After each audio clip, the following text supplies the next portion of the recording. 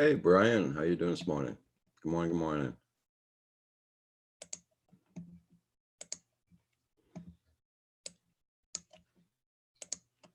Oh, pouring rain here this morning, Brian. It rained all night last night. We're getting rain all day today. We have severe thunderstorm warnings today. Yeah, Brian, I have to pay $20 a month Canadian. But seeing them on 7 days a week, it's worth it for me. You know, I mean, Google Hangouts is really, really bad, as you know. My internet's really bad too, and it's helping out my clarity really good.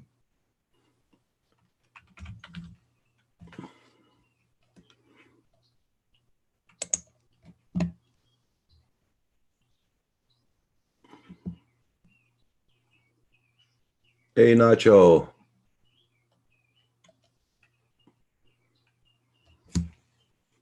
How you doing?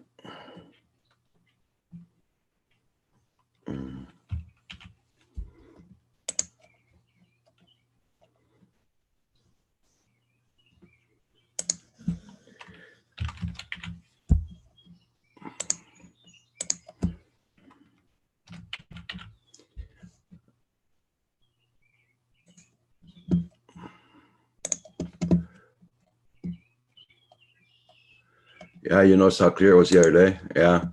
Well, a lot of people are happy for what I did, changing to the Zoom.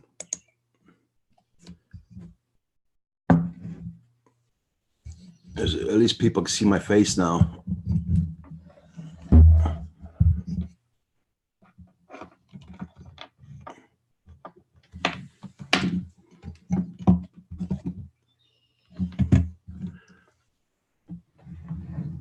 A new toy to distract it. Yeah, you got a new camera, you say, right?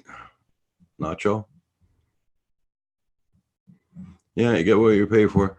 Yeah, because my internet is so freaking lousy here, you wouldn't believe it, true, Brian. Yeah. I've been on the phone every week for 2 or 3 times a week with them and giving them hell because the internet's really bad. But this is helping out a lot. So I still want to keep on phoning them, that's for sure. Hey, Repa, how you doing? Good morning.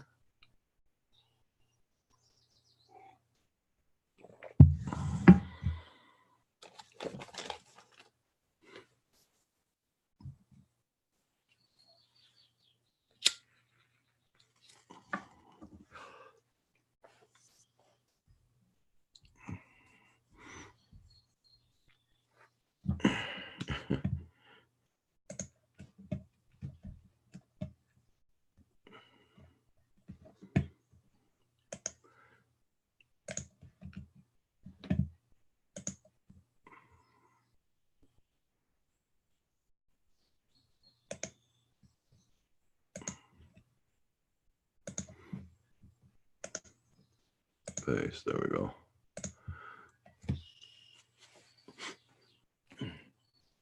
Even Bill, True John Reviewers, sent me an email, and he was very surprised how good my video, my outlook, how my live streams look. Yeah. Hey, Lewis, how you doing?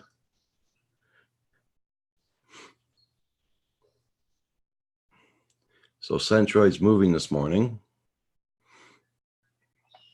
He's not going to be on for a couple of days.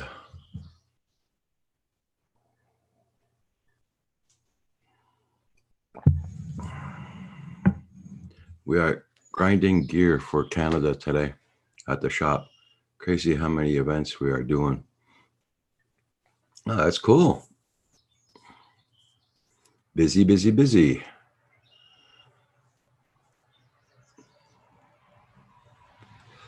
Yeah, it's our long weekend here. A lot of guys must be disappointed because it's pouring rain. I know that.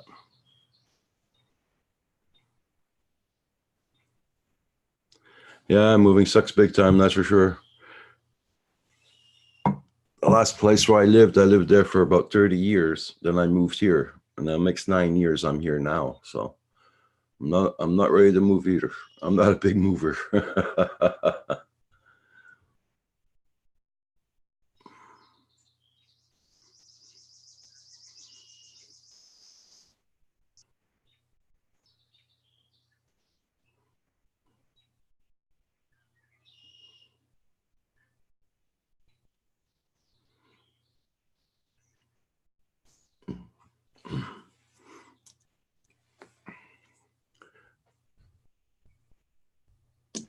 Hello, Roger. Hey, good morning. How you doing? I'm good. I can't be on long as I have to go to work, but I figured Okay. send me a link. I'm coming in. My camera not on. No, your camera's not on, no. Sorry. I figured out that that's actually you. There you go. The way you have it set up. Because when I was playing with the settings, one of the settings was mute everybody's camera when they log in. Okay. So when you're looking at your meeting, you might want to look at those settings. I mean, it doesn't matter. But I'm just saying it's not everybody else. It's the way the meeting's set up. Okay. So I got the new camera. I bought an M50, which is a really tiny SLR. I bought it because it was hot megapixel. Nice. And it's cheap, and it'll fit all my Canon lenses I have at home. Oh, cool. I have about $10,000 worth of pro lenses at home. Actually, more than that. Probably more like $25,000 of pro lenses, but I have no body. Oh. Because the bodies, like he was talking about in the other channel we were just on, that 1D Mark II, that's a $6,000 body. Oh. And it depreciated in a few years from that. You'd be lucky to get $400 for it. Dang. I will not spend over $1,000 on a camera body again, ever. Yeah. Because they depreciate too fast. It's not like the film days. Shit. So I buy cheap bodies and I have good glass. And this little thing shoots 4K video, so I figured I'll use it with my videos and I'll use it. Nice. How much did that camera come up to? It's like 600. Okay. So it'll depreciate, but it won't depreciate dramatically. You know what I mean? Yeah. Halfway, but I just want it for night photography. I like my night photography. The moon is Tuesday. Oh. I want to get out there on Hood again and succeed this time. I hope you get nice weather for it. Well, yeah, I'll have 2 or 3 days where I can play, so hopefully I will. Yep. So yeah, we got crappy weather here. It's been raining since last night, and it's still raining now. So we got severe thunderstorm warnings in the forecast. And I'm gonna just turn my camera off because I'm still getting dressed here. Okay. Get all my stuff on, and that way when the last minute I can run out the door like a man. Reba says he has a Sony 500 that's about 7 years old. It's just sad how digital stuff just depreciates so fast. Because they upgrade it so much. Almost every 6 months is something new coming out. Oh, it's not even.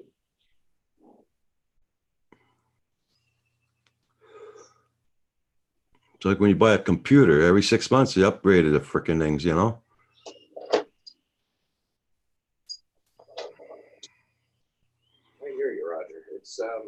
Yeah.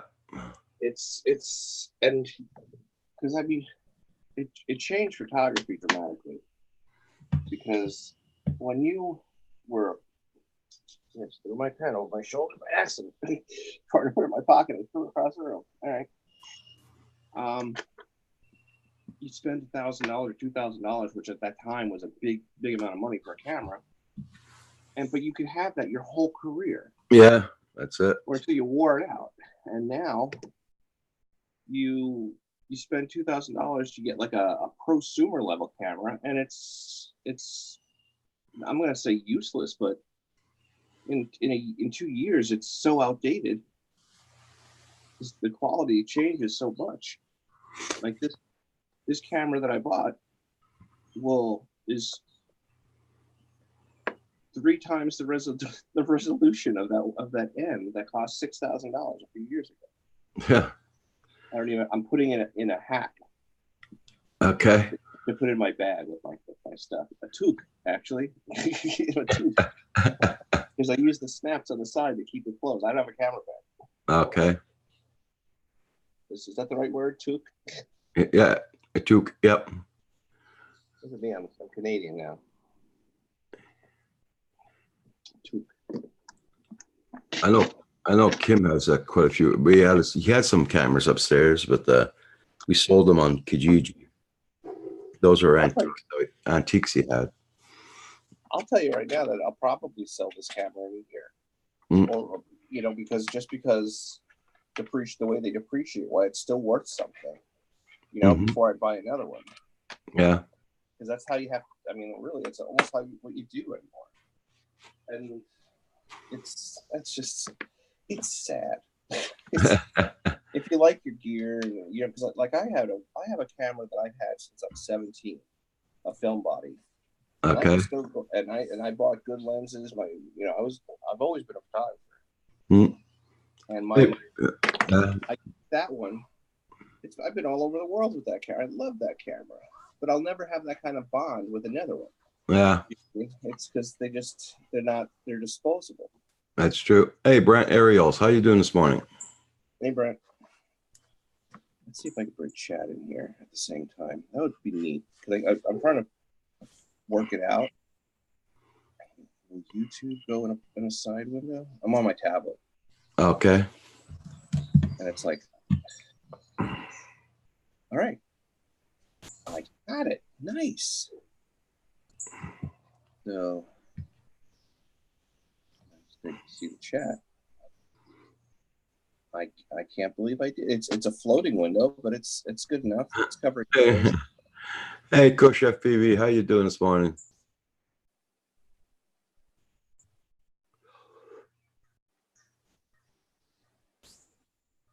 I'll put it over Kim's chair. Oh yeah, you're going to at the event today, there, Kush. Hey, great. Well, I hope you guys have a great time. That's for sure. Get a screenshot of this.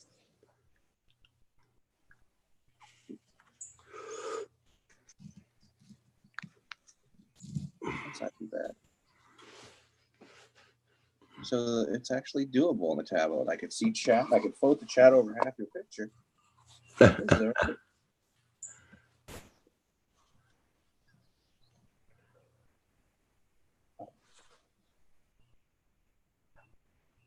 Okay, there, Coach. No problem. I'll send it now. Invite.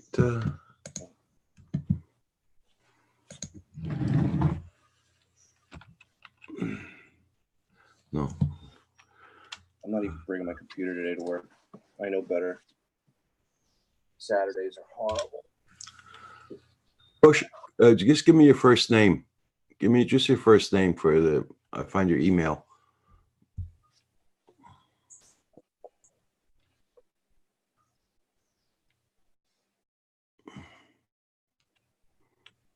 The first name of your email. Don't give me your email. Just give me your first name of your email.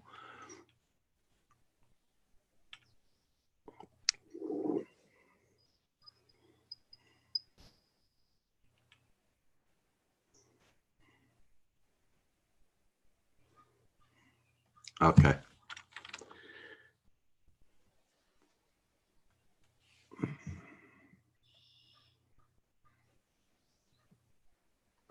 There you go.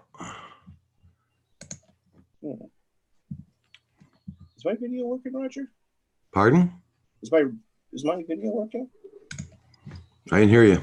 Is my video working? No. It Your should camera's be. off. Oh.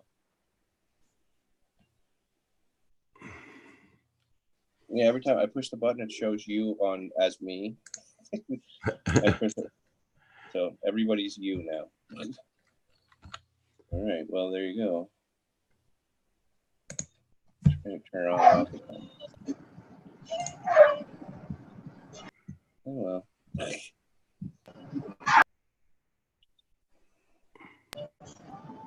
What's up, Roger? How you doing, everybody? Hey, Coach, how you doing? Morning. Your video's off. Your camera. Go down to the bottom right there. Okay, there you go. There you go. How you doing? How you doing there, Chris?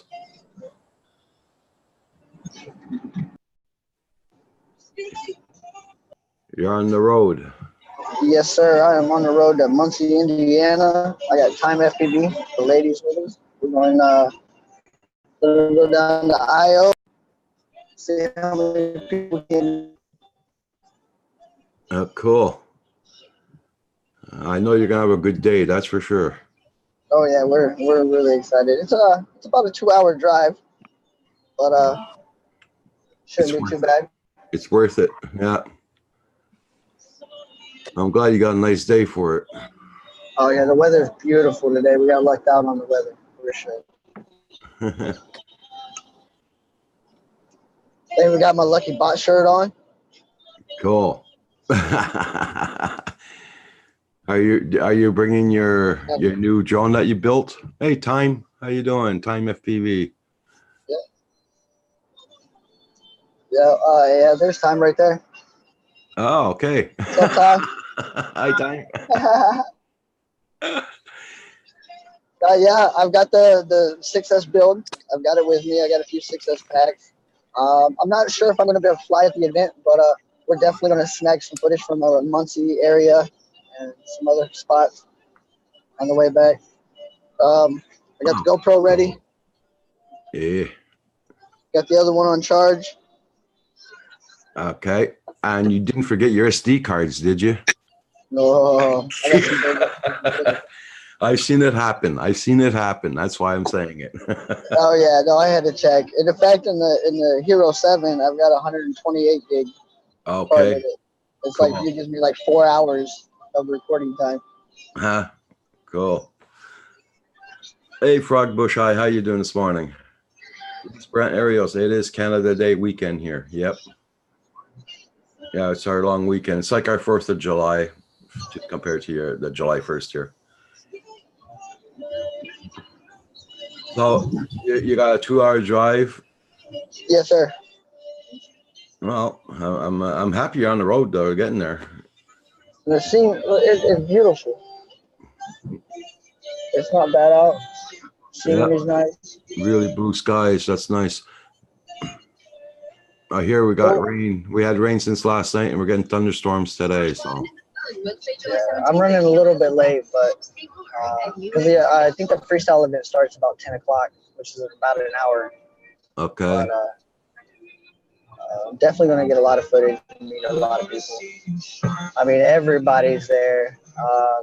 Bot Grinder, Cricket, the Rotor Riot crew's there, the Trappy, PBS is out there, Gym fans out there, Beta FP. I mean, everybody that's in racing and major freestyle events is out there.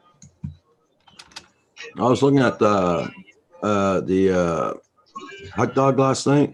I can't remember the name of their live stream again. Hot Dog FPV? Yeah, they were on last night. I was looking at that last night. Yeah. A lot of guys fought. I think a lot of guys fought in there. Oh, Gravy Legs. Yeah. Yeah, Crystal and them. Yep. We're talking about that event. Yeah, I'm sure Hot Dog FPV, Benjamin and them, they're all out there. I've actually had a custom flag made that I'm going to be waving showing off out there. It's showing for UFDA crew. Okay. Yeah, cool. Yeah, it's the first flag ever made for UFDA crew, and I'm going to be showing it off out there. Get it patent. Yeah. Okay, Nacho Rolling. Thank you for coming on this morning. Have a good day at work, my friend. Yeah. Nacho had to go to work this morning. He works all weekend. I'm so lucky. I worked last night, and no, last night I didn't work. Night before last, I worked, and that's my last night until the night of the 10th. And then my job goes back to work. We're shut down for the 4th of July. Yeah, Nacho, he does, I think, 12-hour shifts. He works in the hospital. Oh, okay. He works in different hospitals from one town to the other. That's awesome.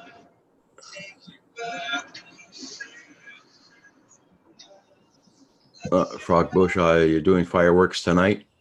Oh, cool. JDS is in the house. Hey, John, how you doing this morning? All right, Roger. Well, I'm going to let you get back to the stream. I'm going to save some battery life and get back to this trip on the road. Everybody have a great day. By the way, you're coming in very clear today.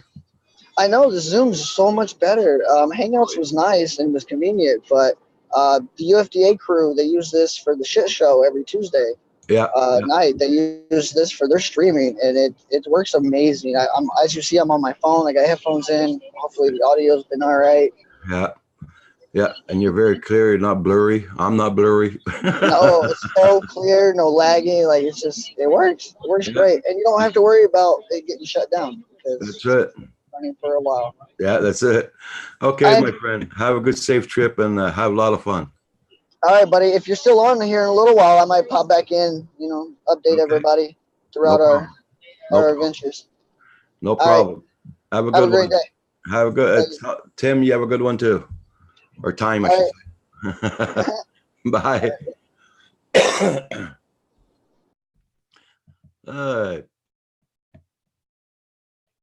Hey, 2HFPV, how you doing? Well, it's okay. I understand 2HFPV. Yeah. And life happens, right?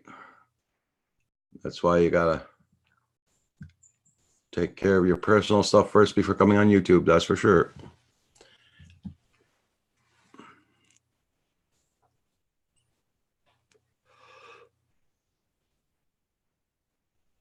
No, I didn't get my fiber yet, Brent. No. I'm still working off of my crappy internet.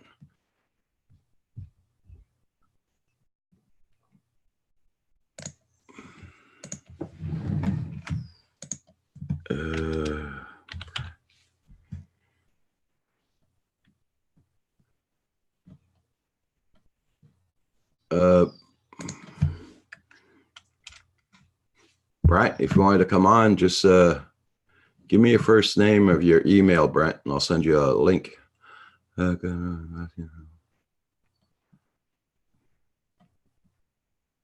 All is good here too, Ish. Yeah.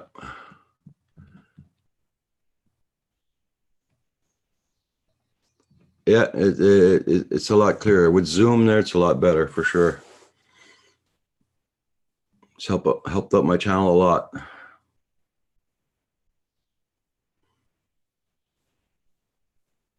Yeah, there you go there, John. Yep.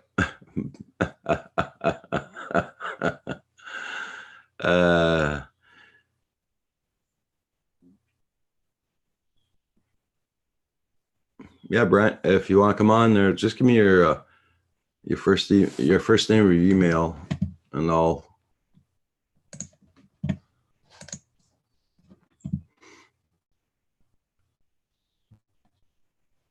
send you the link.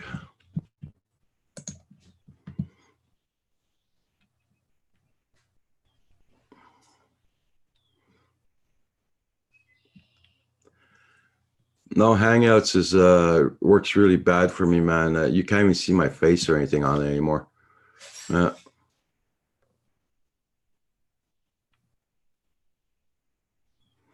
Yeah. And they're taking away Google Hangouts pretty soon, at the beginning of next year.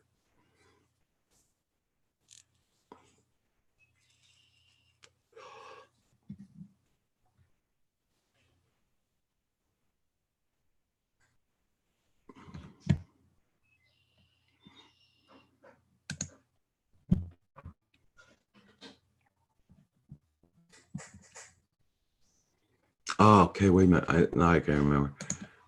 I just remembered your name. Brant, sorry, I just remembered your first name there. Okay. Wait, invite.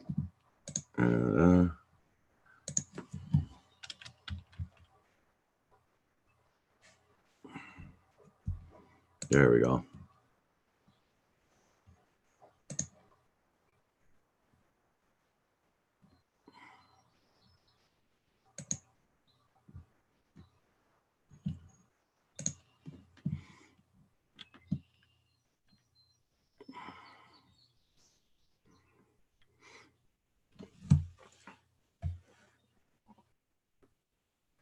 Yeah, I just sent it, Brant.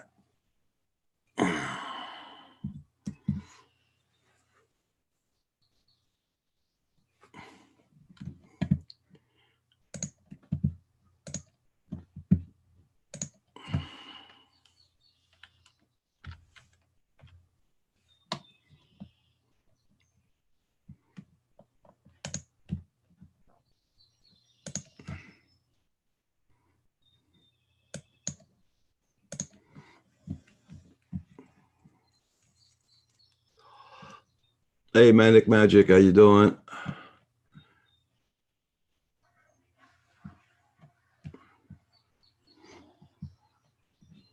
Everybody check out everybody's channels and make sure you hit that like button. Thank you.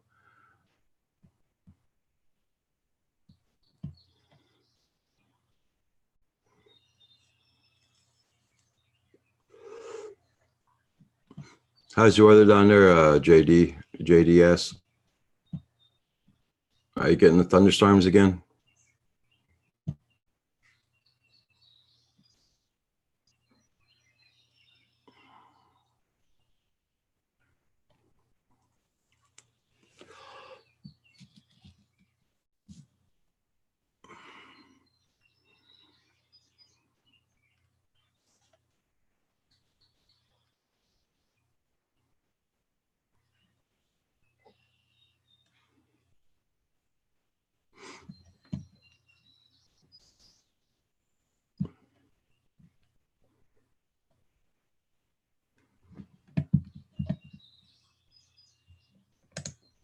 See if to show you guys how much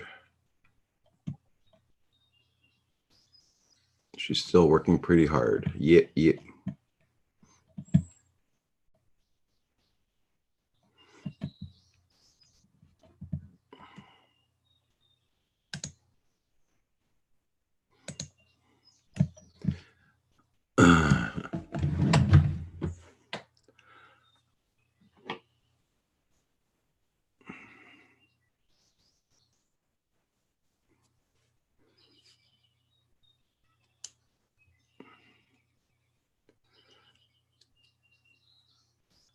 So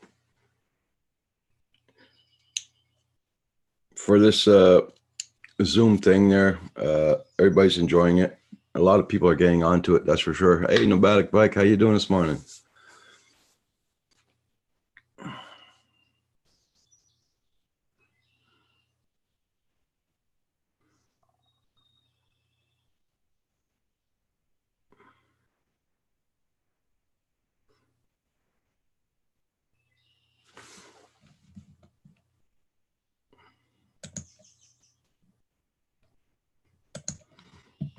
Let me see.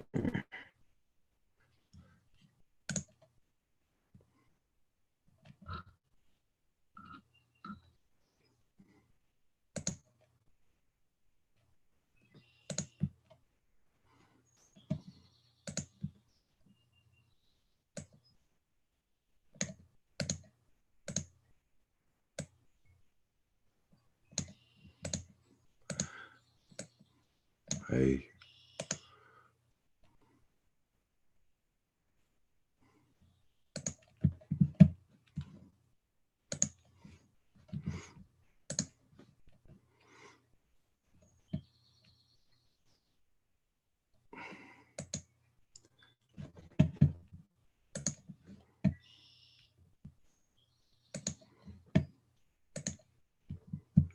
Hey, Roland, how you doing?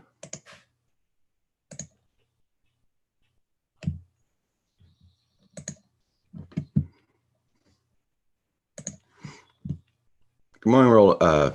Good morning, Gary.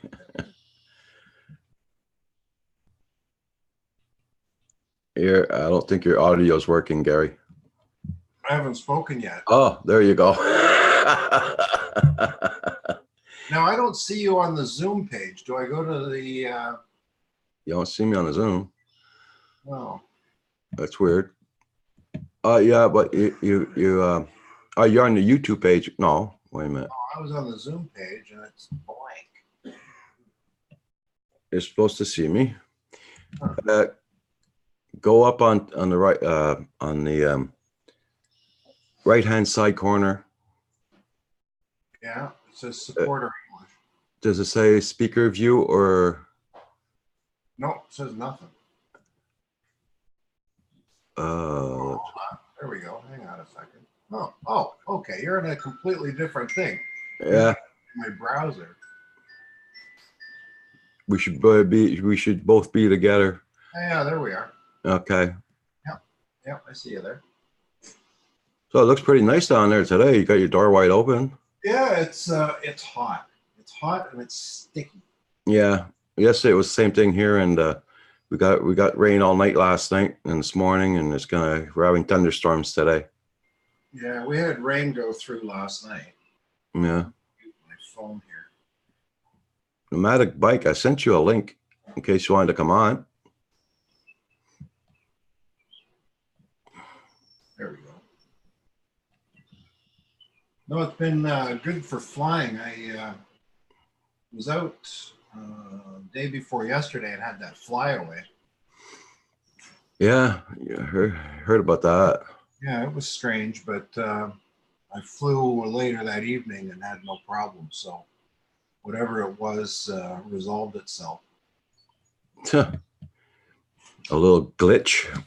Well, I was 1,100 feet away with my Mavic Air, which is, that's not unusual, but it's Wi-Fi, right?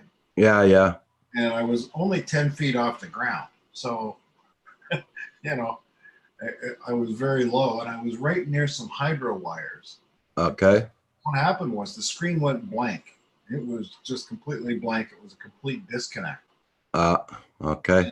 And, I went inside and I figured, okay, well, I've got to go over that field and go find my drone. I figured it had gone down because I was close to the ground. So I got the dog inside and I got my car keys. And I went outside and I could hear the drone. I could hear it coming back. By the time I'd gone in and come back out, I could hear it. That's the nice thing about the Mavic Air. It's so loud, it's like a siren going off. And I hear this thing coming back. And I watched it and it came over the field and started to land, but it was landing right on top of a pear tree.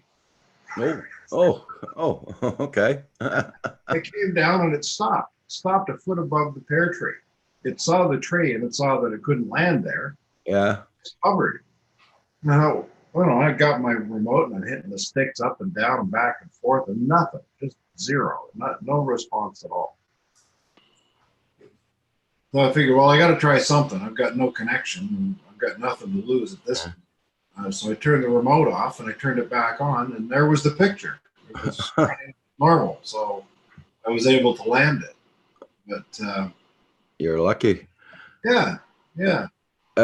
Nomadic bike. I sent it to your email. It was on your channel. I went into your about page. I think it was Yahoo.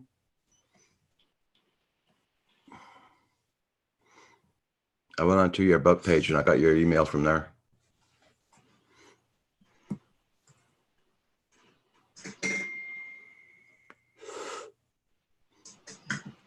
got a visitor coming in here. Okay. Come on in, buddy.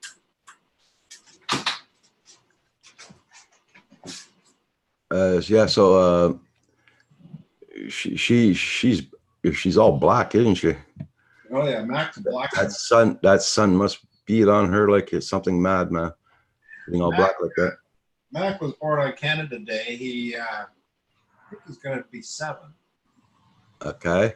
Maybe 8. I don't know. I'm not good at keeping track. Mm-hmm. And he is just a wild man for our swimming pool. He just loves to swim. Yeah. Come on. Here. Hi. Say hi. No, he's not gonna say hi. Yeah. He's trying to stay down. Mine doesn't jump up anymore. She just crawls. Yeah, Mac's a good boy. He just loves to fetch. You can throw stuff for him all day long. Just keep running for it, coming back. Yeah, well, see, with Roxy, we could throw it. She'll go and get it. She'll walk up about 4, 5, 6 feet. Then she'll just lay down. That's it. Okay, that's enough for today. What Mac will do is he'll go get it, and then he'll run back and jump up on the pool deck. Yeah. He'll throw it himself in the pool. Oh yeah. So that you'll go in and get it and throw it in for him. Everything that he has as a toy ends up in the pool. Yeah. Yeah. Well, lucky we don't have a pool here. Oh, it's a great place for the grandkids to come. There's a pool and a hot tub. If the pool's too cold, they jump in the pool, and then they jump in the hot tub to warm up, and then they jump back in the pool and go.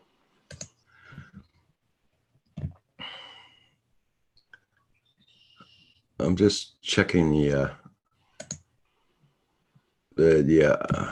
want to keep an eye on this weather because it's gonna be another wall banger.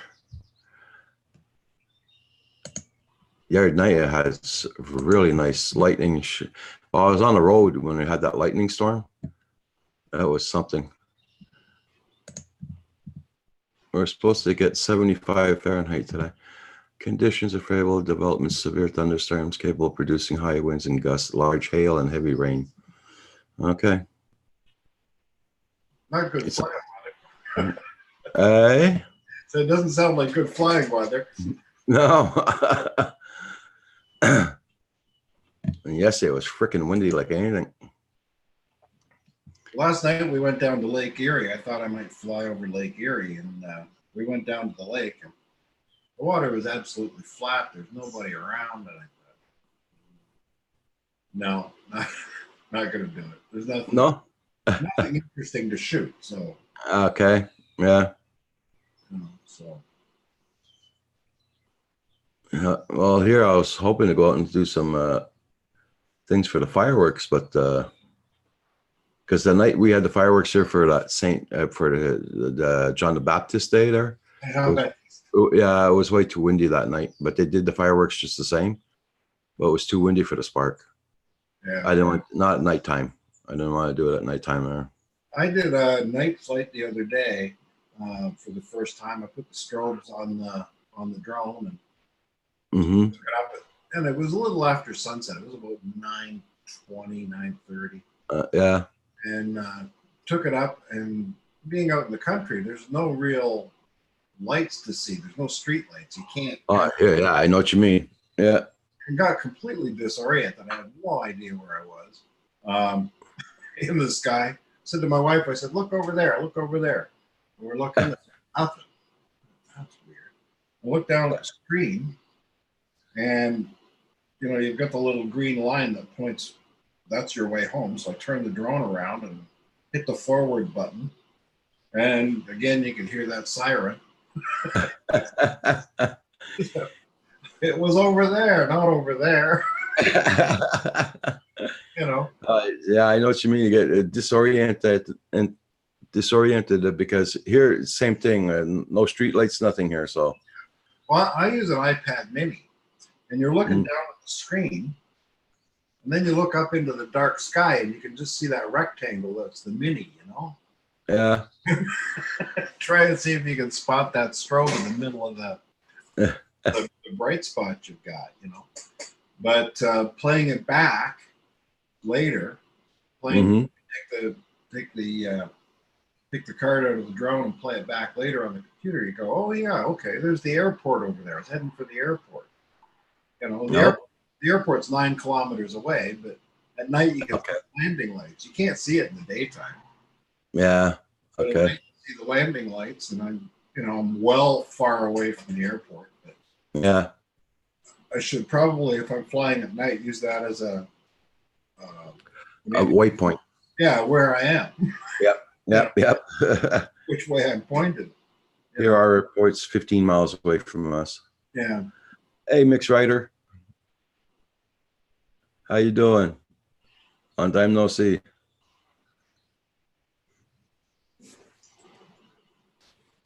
Let me see. We're supposed to Bill, the drone reviewer, coming on around 11 probably for the DJI products and updates, in other words, info. Mm-hmm. Oh, that's better. Now I popped out the chat from the video, so let's see what happens. Go back. Paul must be out flying. Paul must be out flying some boats. Really small. Oh, he had that carnival thing for the cars and all that this morning. Oh, right. That's true. Yeah, I forgot about that. Yeah, he showed an interesting video that it was a night flight that he did over the carnival there. That was pretty. Yeah.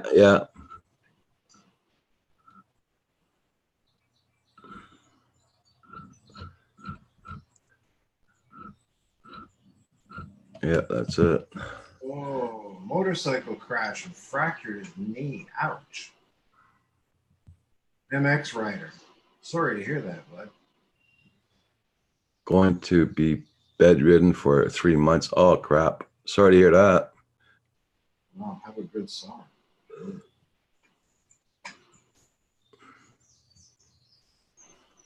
I hope you got good insurance, my friend.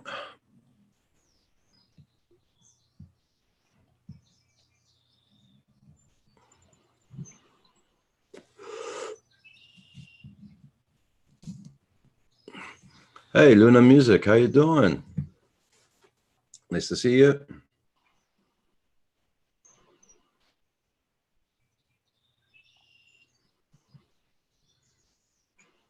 Yeah, I was looking at what was it, X-Jet yesterday, one of his videos, talking about our laws there in Canada and for our log books and all that crap. Yeah, saying that you have to keep our log books with us each time we go flying and all that. He says, just fill it out. Just mark that you went and flew that day. That's it. That time and everything. You know, you just do about 6-7 ledgers like that. He says, they won't bug you. As long as they see you're taking care of your logbook, you're okay. Yeah. Your DJI flight logs should be adequate. They show your date and time of flight and your air and all the telemetry. That's pretty good.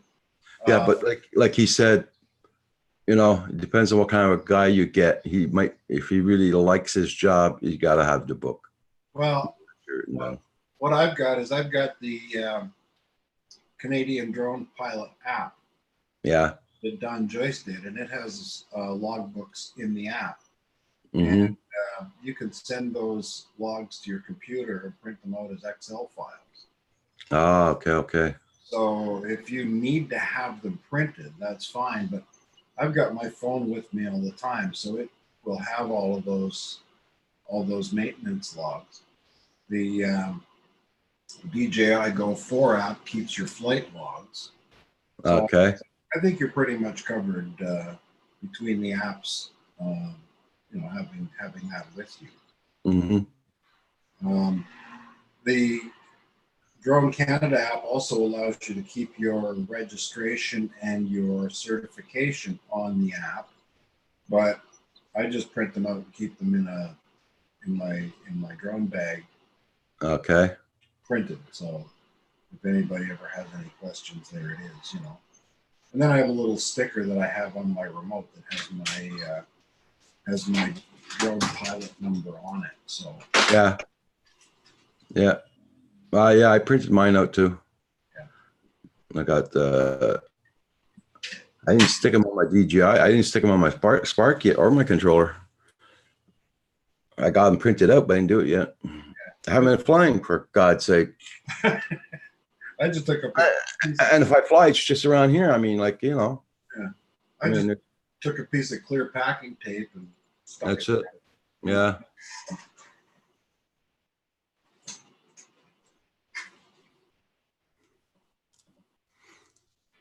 Yeah, you can see there on the remote. Yeah. I've got the numbers on there. People come by and I let them see the screen. I use an iPad mini. Yeah. I let them see the screen, and when they're looking at the screen, they see that number there and the Transport Canada logo, and they go, "Oh, yeah, you know what you're doing." That's it.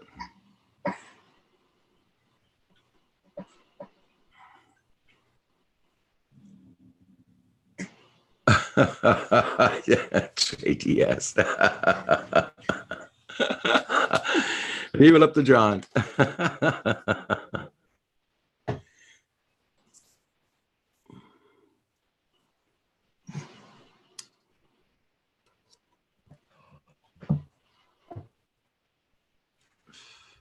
You going offline today, John?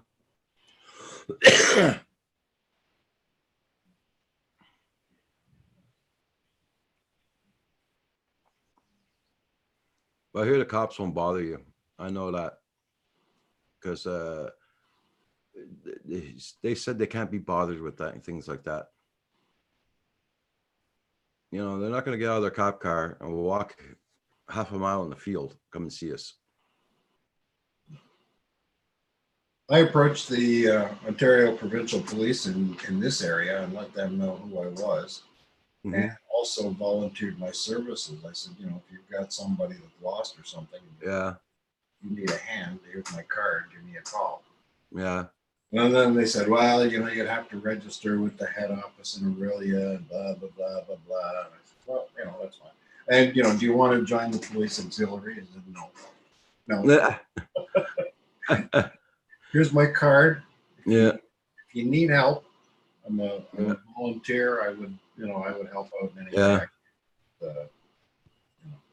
Because here, our police station here is exactly about 35 miles away. Mm-hmm. That's where our police station is. Yeah. Well, we're not that far away. I'm in Ontario. The police station's in Paris. So. We got a volunteer fire department here, and that's about it.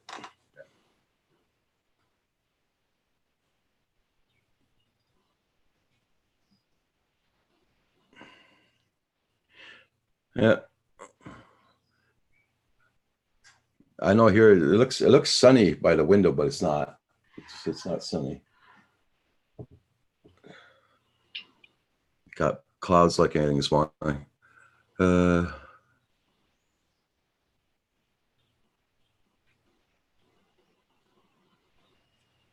Roger says he keeps notes and keeps a printed copy in his bag. Yeah.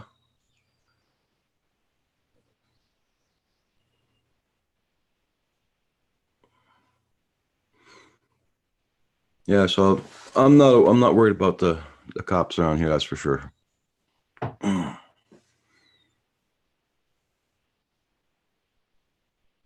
You tried, okay. Yeah, I could probably offer my services here at the fire department, but you know, probably thinking he's probably call us to look for a lost cow or something. I've jumped through enough hoops. I don't need to jump through hoops to. Yeah, that's it. Yeah. Just for a bloody hobby on top of that. Yeah. Well, it's like in business, I used to say, you know, I kiss ass to get customers. I don't want to kiss your ass to become your customer.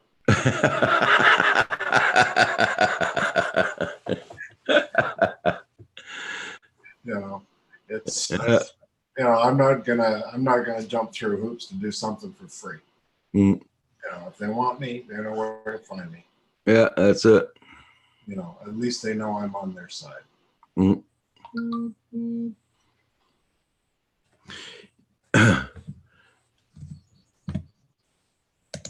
a quiet morning this morning on the chat. Well, you got to expect that summertime. Everybody's out. Yeah, I should be able to fly in too.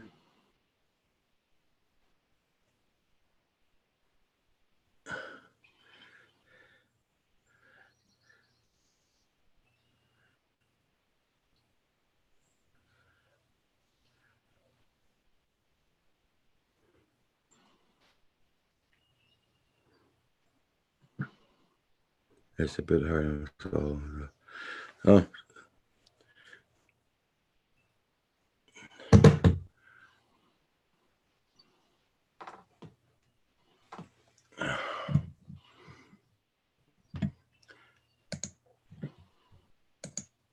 Roger, I didn't know you. I didn't. It's a long time you haven't been on. That's why I didn't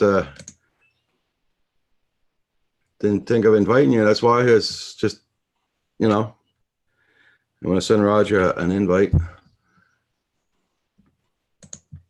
There we go. Send. I just sent it out, Roger. When you come on, just say it. Do you want to come on? Just let me know. I'll send you an invite. Now this code changes from one day to the next, doesn't it, Roger? Yeah. You can have up to 100 people on here. So you know, but I don't no way I'm gonna get 100 people on here. You know, but I like keeping the streams about 5 people tops now. Yeah, that's good because people then aren't talking over one another. I was watching. You just click on the Roger. You just click on the Zoom, on the link, and it'll tell you what to do. Yeah. Yeah. And it's very easy. It's very easy. It takes a couple minutes, but yeah. And then I guess you have the app because it's showing in a different app. I'm not doing this through my browser. It's no. Once you get onto it, it'll stay in your computer's Zoom. Yeah. Then you just got to go and do your just click on it and be easier after that. What do you want? You want to go out? I'm gonna put my dog out. Right back. Come on.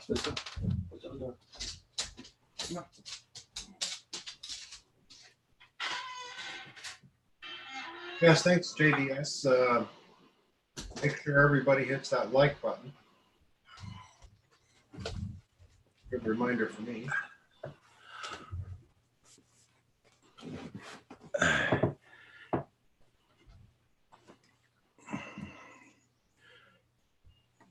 Welcome back, Roger. Hey. Say welcome back. Oh, okay. Oh, she just wants to go and lay out in the sun on the balcony. The sun came out a little bit. She wants to go out.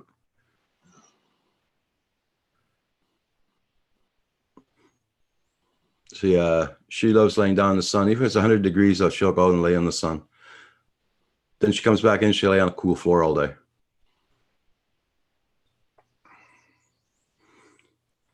Yeah, so I know that in the chat, it'll be slow in the mornings because of, like I said, nice weather. People are outdoors working on the properties and flying and everything. I don't blame them. Don't blame them at all.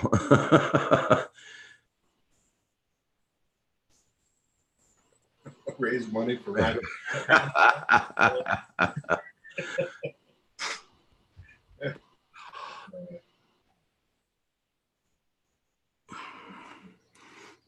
I'm going to need the hair transplant soon. Sometimes when I'm landing the drone and I do the downward view, I go, oh, geez, there's a bald guy now. Wait.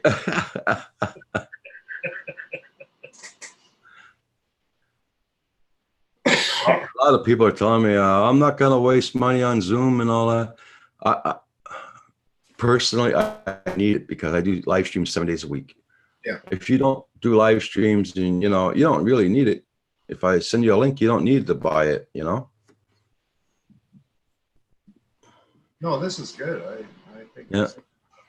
I mean, it's $20 a month. I'd rather have the $20 a month and get good quality and. Yeah. Less than $1 a day for your purpose. Yeah, that's it. You're going to see more than that in super chats, probably. Yeah.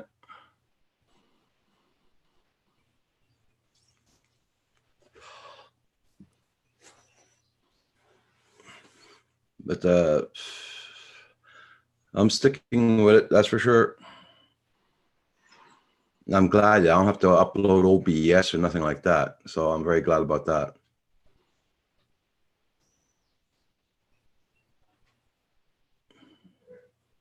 And you can put up your own background too. It's $20 a month. JDS. Yeah.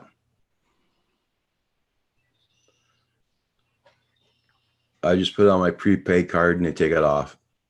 Yeah.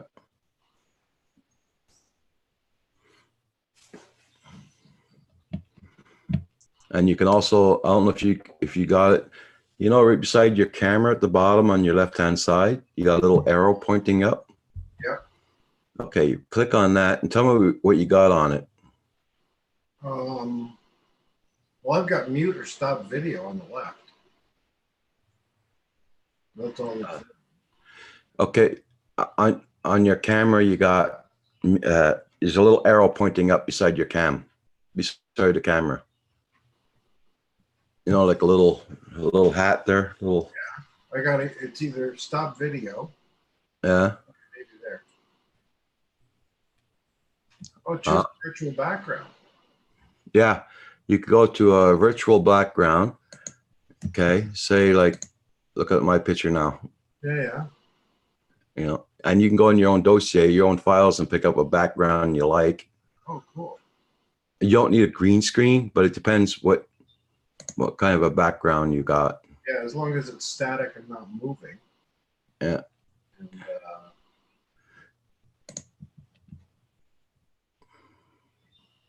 that's interesting. There you go. Hey, Nomad, how you doing? Your cam flashed in enough. Check your cam on your left-hand side, see if there's not a line in it. If there is, there you go. There's Nomadic Bike. Yes, sir. How are you doing today? How you doing there? Nomadic Bike. Whoop, you got no volume. You got no sound. Is your microphone muted?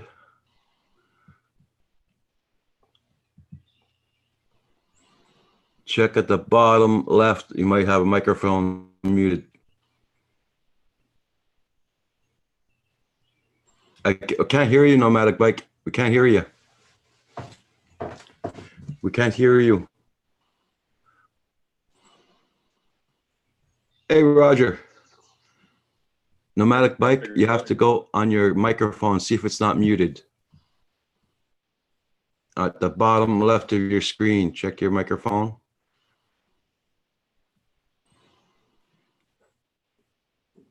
I don't hear Roger either. Well, I think yeah, I hear him. Yeah, I can hear you. Okay. It's Nomadic Bike we can't get a hold of. You can't hear him. Okay. You have to, it's weird. You have to, it says dial in. Nomadic Bike, you have to go on your microphone, see if it's not muted. Okay, you got your YouTube. Okay. I'm like, I was listening to you on this. I didn't turn the volume down yet because I wasn't sure it was working. Okay. So, Roger, this is Nomadic Bike. Nomadic Bike, this is Repaw, Roger. And we got hey, Roger. Or pass, whatever. Roger, doesn't matter. So, how's everybody this morning? Oh, tired. Tired? Oh, like I said, it's just the past couple of days have been getting ready for all the Canada Day activities for Canadian AV, and we've got a lot in this city, a lot. So all of our gear right now is either in trucks ready to go, or already at site, and there's pretty much nothing left in the warehouse. Like all the gear. I don't have a mic cable left in the building. Oh shit! And we have a lot of mic cables. Yeah. Nomadic Bike, what time is it there? It's 9:01. At 9:01. Where are you living? I'm in Illinois right now. It's dark. And you were outside just now, weren't you? No, that was the back of the bowling alley. Hold on. Ah, okay. I thought you were outdoors and I said, what the hell? It's Blade Dark there. Yeah, no, walking around the building, there's like a dead spot there. But yeah, that's what I work on right there. Okay. Oh, pins for bowling alley. Oh. Yeah. There you go. Is it Brunswick? AMF. These Okay. are AMF 8270 XLIs, which is they're the old machines refurbished, Yeah. but they have the top of the line machine interface. Cool. I like this. We learned a lot of stuff during the day. There you go. I gotta bring my dog back in, guys. We'll be back. Come on. That's pretty cool. I've never seen anything like that. I did at one point in time. I was at a school.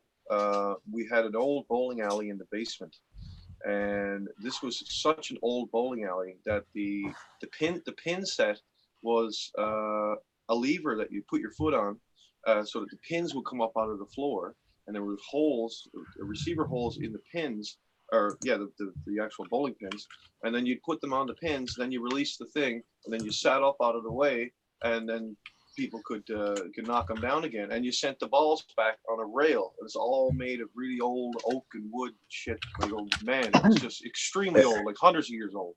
Yeah, there you go. There you go. Yeah. Yeah, they still have them. Those ones are 2 years old. Those ones are garbage pins. Maybe 3 years old by now. Yeah, this place was like 100 years old or more. Yeah, it has to be to have that kind of pin setter. They haven't made those for like forever. I don't even think they make parts for them. They probably have to have parts machined now, but there's still there are still some places that still have that. Is that right? And they had a tournament. It was a televised tournament, and they had that kind of pin setter with the pin in the bottom and stuff. And they had to, and the girl that was setting the pins forgot to detract the pins, the pins from the bottom of the pins, and the guy caused a problem. threw the ball, and it was like the pins didn't fall, and the ball bounced off of it. I think like maybe the first two pins fell, and then he was like, You'd almost think it would eject him straight up off the pin, Yeah, like the first 2 or 3 fell off or something like that. I'll tell you, I don't know if this ages me or not, but when I was a kid, we used to go to the Y, and in the basement of the Y, there was a bowling alley, and it was manual pin setting. There was a guy that sat up there. That's what I talked about. Yeah, that's what I remember. And he actually physically put them in place one at a time. Yep. That's what we did in this school. Yeah. Yeah, I heard like if you were really good, you could do 4 lanes with one person. This guy did 3. So I think they had 2 guys back there and a 6-lane pin setter thing, Yeah. And it's just a ramp to send the balls back, right? You just put the ball up on top of a ramp, and it would give it enough inertia to make it all the way to the other end. Yeah. Crazy. Yeah. And it was all padded leather. Really, really old. Like, think of the oldest leather chair you've ever seen. That was the kind of padding that was up on back for you to sit up on, so that you keep your legs out of the way of the ball coming in. Old stuff. So, yeah. So nomadic bike, whereabouts are you at exactly? Which town you live in? Illinois, you said? Yeah, Illinois. Yeah. Illinois, and Brant's from Ontario, and Roger's from Newfoundland. Okay. Oh, sweet. Yeah. We'll have the first sunrise on Canada today. I guarantee you. There's nothing you can do about it. Well, why Newfoundland's time is a half hour ahead, eh? Yeah. They've already finished all the work. That's right. That's why you want to hire newfies in Alberta and places like that, because we have the job done half an hour early. I hope you get nice weather though, Roger, because here they're calling for thunder and lightning all freaking weekend. Not going to happen, my friend. I've already packed. We packed a 5-ton truck yesterday, full of gear, to go down to George Street, a local one of the events that we're pulling off. And I put in, the last thing I put in was about 11 tarps. And for my own gig, which some of these gigs might get moved to an alternate location indoors, but my gig, which I'm going to be doing, I'm going out on one, a place called Calagru's. It's an outdoor venue. We have a pop-up tent and a lot of tarp. Okay. There's a fine line for safety. So if it's raining too much or whatever, we got power run, basically, like, heavy duty power, like big thick cables and stuff. So there's a fine line. They'll come out if it's getting bad. They'll come out and they'll say, okay, well, shut it down, and we'll just turn it all off, and we won't repack it until it stops raining, I guess. Maybe not. Okay. I just want to say, Nova Squads, have a good day, my friend, at the expo. He's going to be flying from racing drones today. Oh, that's right. Yeah, Nova Squads is up. They're going to an expo there to look at at racing drones and everything today. Driving, right? Yeah. Oh, that sounds like a blast. Yeah. Oh yeah, they're gonna have a lot of fun. That really does. Yeah, I forget who was somebody was asking me about like if I was into drones, asking me on my channel. Yeah. Oh, hey, Val's Life. And I was like, yeah, I was like, for one, I kind of want to have, a lot of the van life channels do like, drone footage for their videos and stuff like that. Plus, heck, I'd like to. Hi, Val. Hey, Nomadic Bike, is that you? Hey, what's up? Hey, Yeah. I'm trying to find some coffee. Oh my God, I need coffee. But awesome. On my flying pig cup. Would you like it? nice cup. But yeah, Gary, I was like, yeah, I'd love to have a drone for my channel and stuff like that. I was like, but a lot of, because I wasn't, I'm kind of, I don't want to do that, drone footage like they do, where they raise the drone and, show the scenery and then, and stuff like that. I kind of see something a little bit more like I see with, Flyer FPV and Introvert and them too, kind of like race quads. Yeah, race quads. Yeah. That'll be something. Val, this is Roger Price. His real name is RDS. Is it RDS? RPaw. RPass. Oh, you said Roger's iPad. I thought you were making fun of Roger's. I put Roger's iPhone. Okay. Oh, Cafe Buster. It's still me. It's still me either way. I'm I changed my name. What? Never should have done it. Never ever change your name, because I guarantee you, if you're in a community like this, nobody's going to know you for a while. They're going, I'm not sure if that's or not. Yeah. I'm going to have to step out, Roger. It was nice talking to everybody this morning. Where are you going, Gary? Oh, I got to get out of this heat. I got to go in the house and cool off a little bit. It's 27 Celsius and 85% humidity out here. Yeah. I'm melting. Gary, it's so nice seeing you.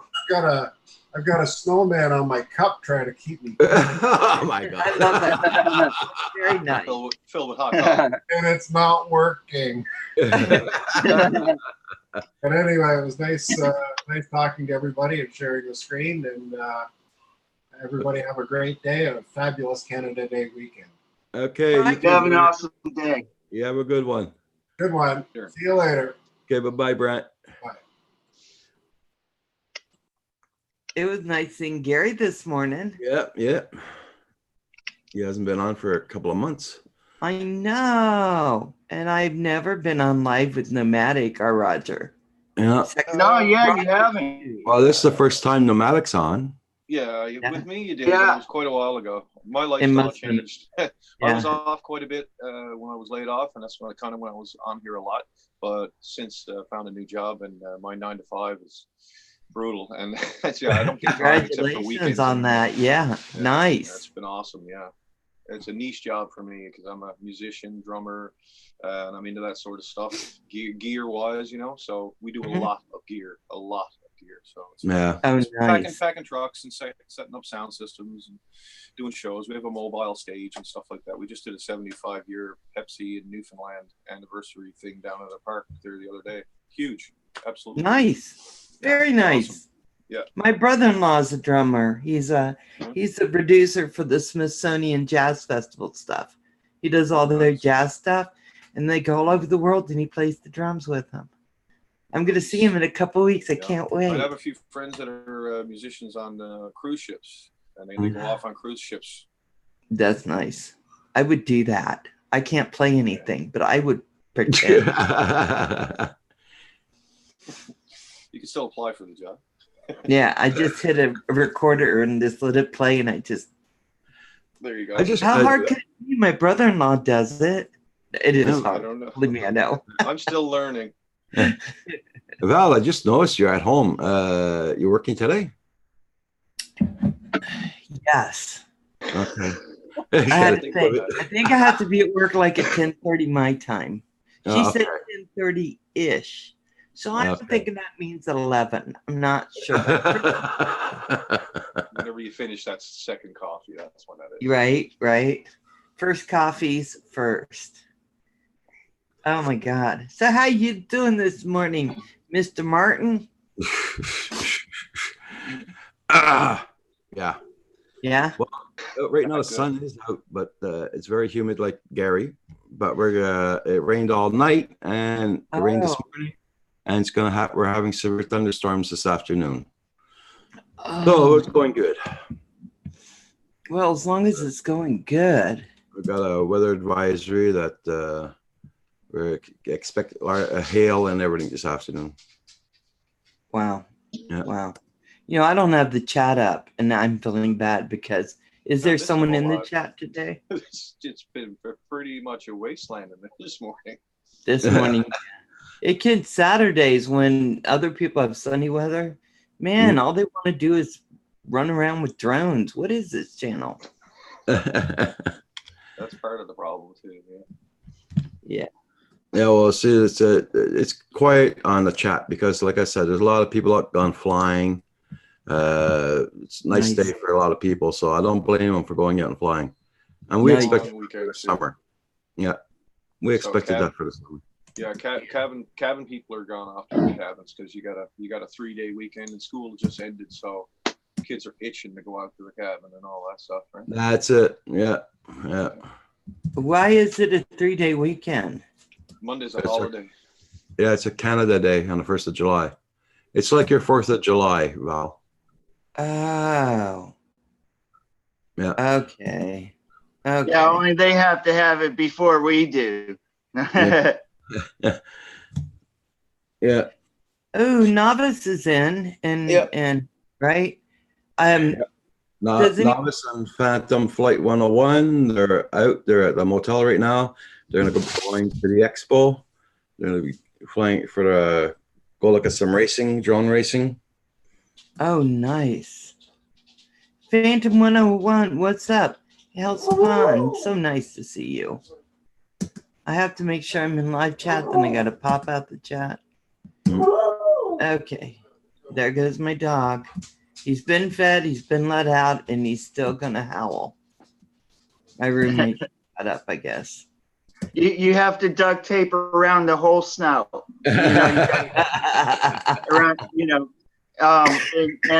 And then you have to kind of bring it around the head like that too, because otherwise they get it off. I tell you, my dogs are little pains. But I work a lot, especially, I've worked a lot this week, and so they haven't seen me that much. So they are just now ignoring me and going for the roommate. He must be up. Yeah, he had no idea. I said, I can rent you a room with 2 dogs, but I didn't tell him that part. Because they come with that room. Phantom. Later, guys. Okay, you have fun. Hey, Herman. How you doing, darling? I just 3D printed an ant formicarium last night. Okay. Formiculturum. Formicarium. Is that where they live inside? Yeah, it's like an ant That farm. is cool. It's like glass.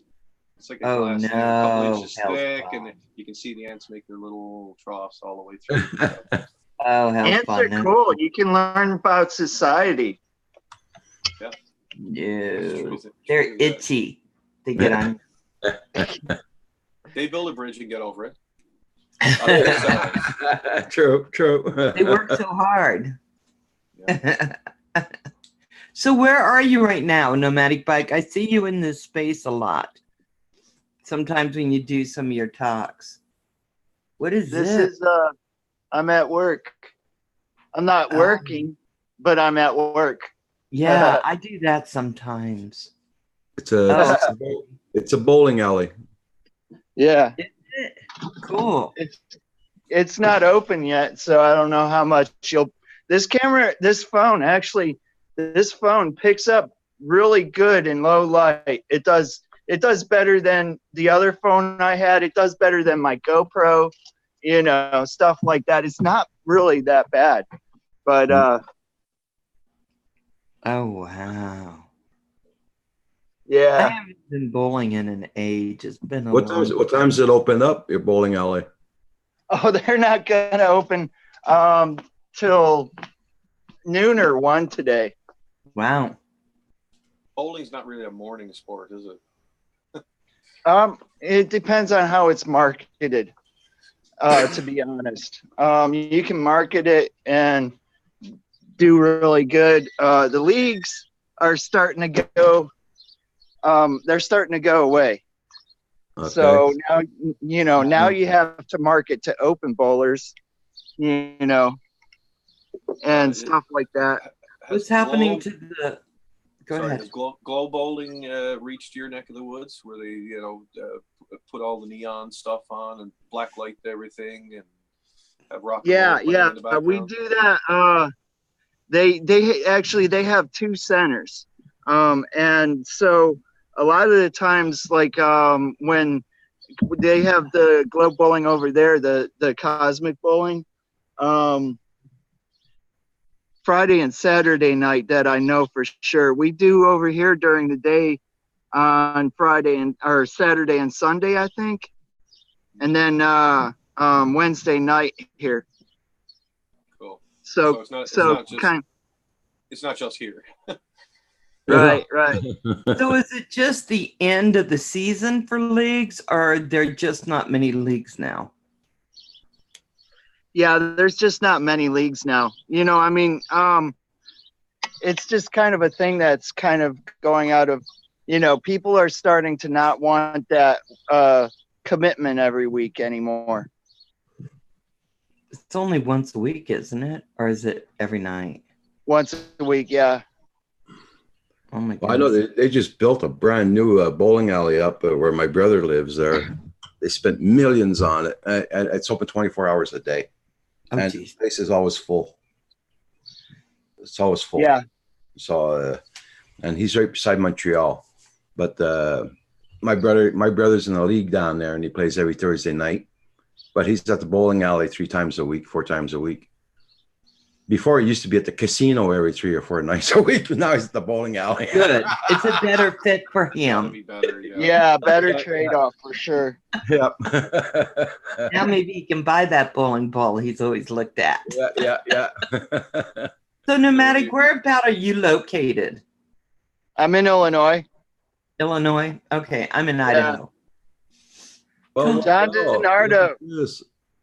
Oh my God. this is an honor to see you today, John. Hi, John. Yeah, you're usually selling cars and making lots of money. Oh, I see my picture up there. John, you're so sweet. I don't see any of what you're talking about. Look at his for sale sign. Oh, he doesn't. He's not on yet. He covered up. He Oh, covered there we up go. the phone number in the background. The Canadian Drone Hub, Posa, and Val's Life. He's so funny.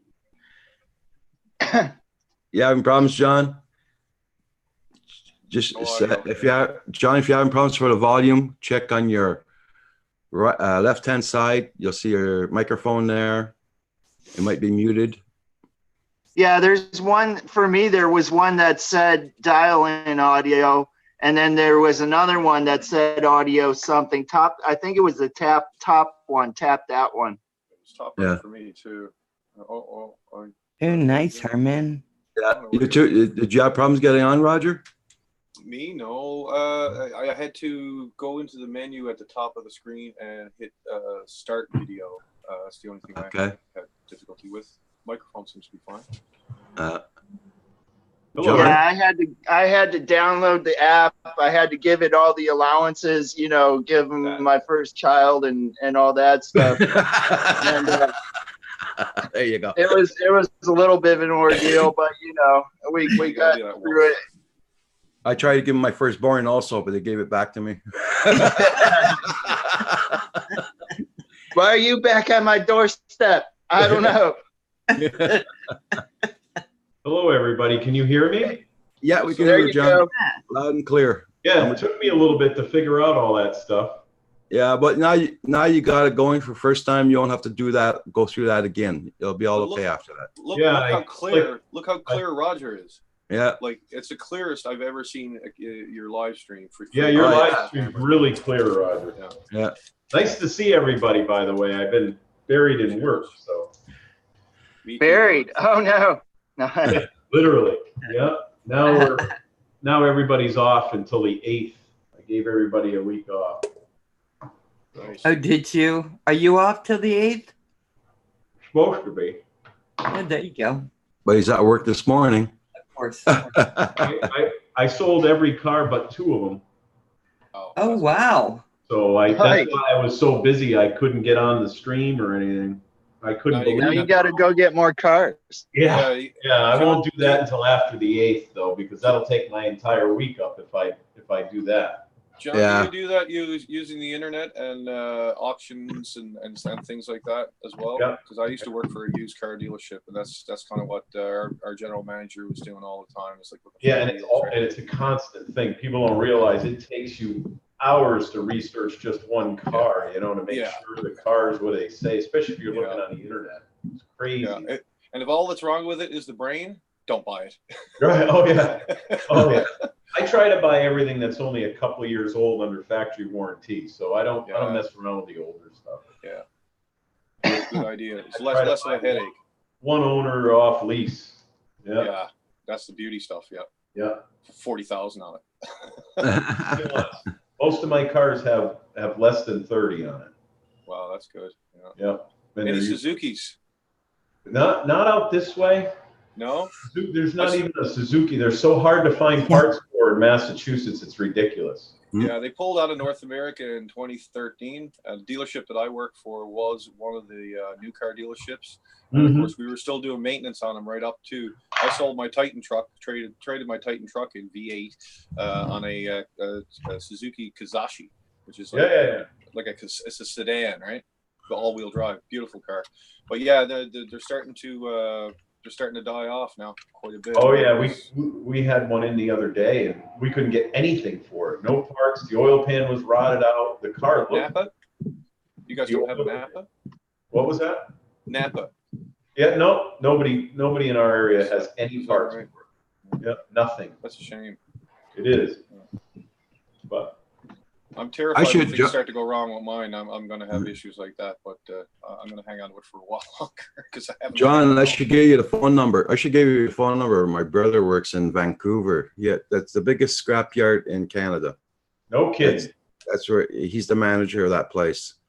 That's what you need. And he's been working there for about almost 30 years now. Oh, He's the manager. yeah. Now he's semi-retired. He's only working 2 or 3 days a week now. But they got every freaking part you want.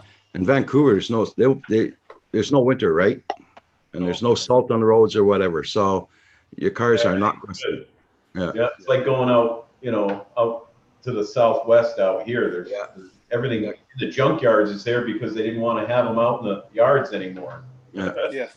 Like he does business with people here in Quebec, and he sends parts all the way from Vancouver here to Quebec and all that for the cars and all that.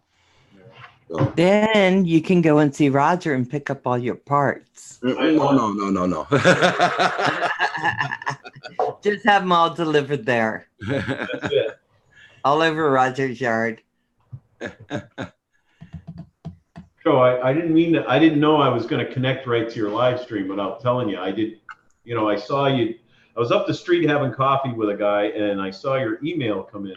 And I said, well, I'm going to go back to the shop anyways, and I'm going to check this thing out. Because I think the guys, I went into, I saw you in I forget who it was this morning, Rodney Bell. Yeah. Rodney Bell stream. And they were talking about Zoom and this and that. And I didn't quite catch everything they were saying. And then a guy called and I went to have coffee, and then your link came. So it was pretty easy to set up. I just used my Google account. Yeah. That's what I did. But then when I first came in, it didn't have any sound. But all of a sudden the sound kicked in and it's working. It looks good. You really do have a great stream right now. I mean, your video. Yeah, it's really clear. Yeah. It's a better system for sure. Yeah. Yeah, when I first came in, I asked myself, what would Val do? So I just started pushing buttons. And, there you go. You gotta learn from the best. No, I get so deep into things sometimes. I'm like, now where am I? Start hitting the screen. I'll have to set my laptop up now to do this. Oh, it's so. I'm on my laptop. I don't know if it follows the Google account or what it's going to do. So I'll have to fire my laptop up. I don't remember signing into anything Google or otherwise. I just kind of hit. Well, I kind of did that fast, as everybody does. You just go, okay, yes. Okay. Okay. So, I don't know. Copy everything I do, every place I am, listening to me. Yes. Just give me. So I don't see a chat though. Oh, you'll find it. It's there it is. Open up your YouTube channel. Yeah, you have to go open up the YouTube as usual. Yeah. And you can do a private chat, but I forgot how. Well, I see the Zoom chat, but there's nothing in it. So there you go. Let me click on my other thing here. Hopefully it don't kick me out. And then I'll click on YouTube. And because my internet right now, I'm at 4.6 download, and upload I'm at 0.45 megabits. That's on my internet. Yeah. Holy. He's lucky to even be on. Yeah. How is this even running? Yeah, that's it. Even Andrew Pusa Studio says, "How the hell is it running still?" The only way it goes is because Zoom uses its own bandwidth and doesn't take it from the computer. Right. So that's the only reason it works for Roger. When we tried to do it with OBS and Zoom or anything, it just Roger's computer can't handle it. Roger, well, his computer can. His internet cannot handle it. Do you have an iPad? Or I think you have an iPad Mini, don't you? No, I only got. Well, I got the little pads there to fly my drones with, and I use a phone also for flying my Spark, but I don't have any iPads or nothing like that. No, because what I do is I use my iPad Mini off to the side here. I've got it on a just a little $20 friggin' rinky-dink tripod. I use that to connect. This is the same way I did it last time too with Hangouts. I use that to connect to here, and my microphone and my headphone is here, and this is real time audio as opposed to the delay that you have on the PC. But I have my PC running separate from that, and then you got your chat and everything else.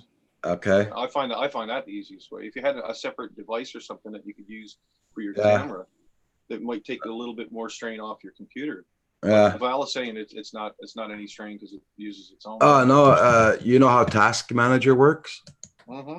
I'll show you my Task Manager. I'll show you how much it's taken off my. Just learn Task Manager. Go ahead. Look out, shutting things down. So I'll show you. And what I love about Roger, I said, don't worry, Roger. I can get Zoom and OBS and everything on your computer. And he trusted me and everything, and then we couldn't do it. See, I'm only using 8%, 9% of my CPU. That's fine then. That looks good. Yeah, that looks fine. There's nothing screaming out at you there. No. Click on the performance tab up top. Go down where? Go all the way at the top, Roger. Performance tab. I'm already okay. Performance. That shows you the graphs and everything. Yeah, you are at 8%. Yeah. So. Oh wow, Roger, that's really good. Yeah. Your Ethernet speed there's a. And you got a real fast processor in there, so that's good. Yeah. You got plenty of memory. And a separate video card, which is helpful. Yeah. So I mean, see, the internet's how it's red, borderline. Yeah, I find it's I like that. Yeah, it works better. And actually, everybody's picture is pretty clear. Yeah, because I tried, like I said, we had the guys from my internet company come here. They spent 3 hours here changing wires, changing roller boxes, everything. And what did you get out of it? Nothing. 3 hours of wasted time. Yeah, my wires are all underground here, and he says the wires are so old they can't handle the internet that well. So now I got to wait for the fiber optical wiring to come in, fiber optics. They said in June we're supposed to get them, but look, we're at the end of June, just still didn't get it. So maybe it'll be tomorrow, Roger. Yeah, right.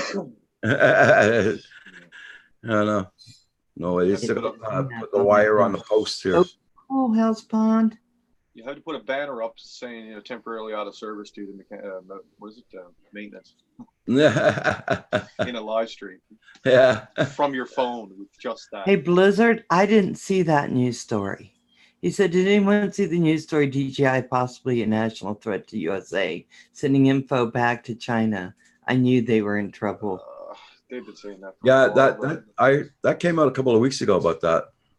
Huawei stuff just sent that back to the top again too, right? Because the Huawei stuff is Chinese. Yeah. We're supposed to be something, where they detained the president or something in Vancouver a couple of years ago.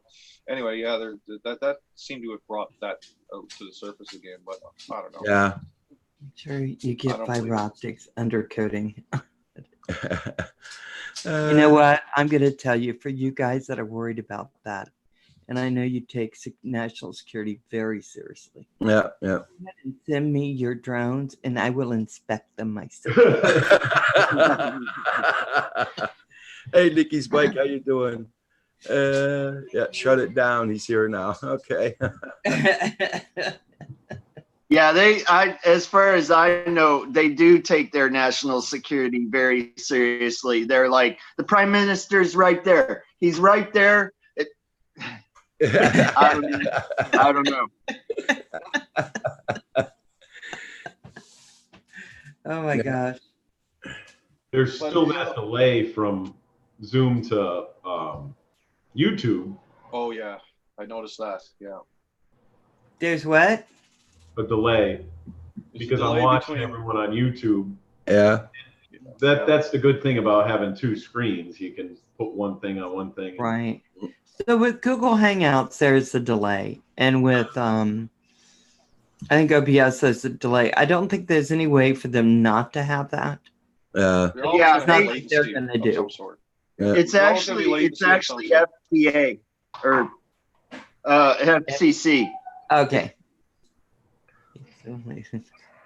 Yeah, they after see, Johnny Carson used to be totally live.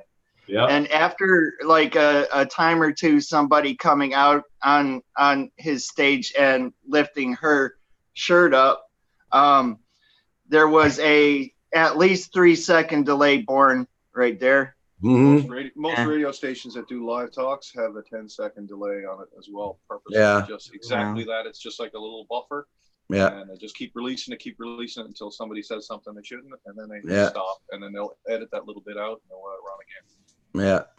But the latency is the data, and the data's been processed faster on the Zoom thing than it is to the internet. Yeah. Yeah. Mhm. Hey, Nacho. Yeah, Leaky's bike. Yeah, it's I'm working with the program called Zoom now, so it's doing a lot better. Leaky's. I'm gonna go and make a coffee, guys. I'll be right back. Don't worry, I'll take over for you, Roger. Oh my God, there goes my channel. Boy. I'm just gonna do animal sounds like the giraffe. No. If you want me to, I'll take over, Roger. I don't know, but that might be worse. It could be worse. Lock the camera on him. Now Roger's afraid to leave. Look at him not getting I don't want to go. Oh my gosh. Yeah, I haven't been on in a while. Jesus, I missed everything. No, John. Me too. Yep. I We haven't seen Weekend's him over. forever. Oh, I had one guy, he took an extended leave because he lost his wife, and then his parents moved out to Kentucky, so he wanted to go see him on Father's Day, so he took a 3-week leave, so I had to fill in the shop. Plus, I started selling cars, so that made it real difficult. Didn't have time. Well, maybe he should go on more vacations if that's what happens. Yeah. Yeah. We had a little rush on everything. How's your mama, John? She's doing great. She's off to New Hampshire and Maine with her man friend there. They're going out. Everyone's going somewhere except for me. Okay, John. How old's your mom? She's 83 now. She's running around driving, doing all this stuff, going with her man friend. Yeah. Your mom's cool. Yeah, she's great. I hope I can last that long. Holy smokes. But I'll tell you, she's, if she's not working here, she's out at her house. She fixes up the outside. She's continuously doing something. And, her man friend there is about, stay active. Yeah, about 11 years younger than she is. And she's in way better shape. I just can't believe it. Puts them to shame. Yeah, I called my dad and I said, Dad, I'm flying in to Dulles and in Virginia. I said, can you pick me up? Can you still do that? It's only been a year. And he's like, hell, Valerie, are you serious? So yeah, because if you can't do it anymore, I can rent a car and figure something out. I can come get you, Valerie. Yeah. I said, but how's your driving? Because, I'll be in the car with you. He goes, oh my God. He's like, yes. I love my daddy. I love him. But yeah, he's doing great. So, but he's 83 and he's still, running up and down steps, doing what he does. And he's 6'4". He said he might be 6'3" now because he may have shrunk. I said, Dad, you're still much taller than me. Don't worry about it. Hey, Nacho, more profit in your pocket. What? Oh, yeah. Does your mom smoke, John? No, she never did. No smoking, no drinking, maybe a glass of wine, but that's it. I smoke these cigars occasionally. Every time he's on. So you not being on, you're living longer. I don't smoke inside, but there's not going to be any customers or anything, and it doesn't matter. So.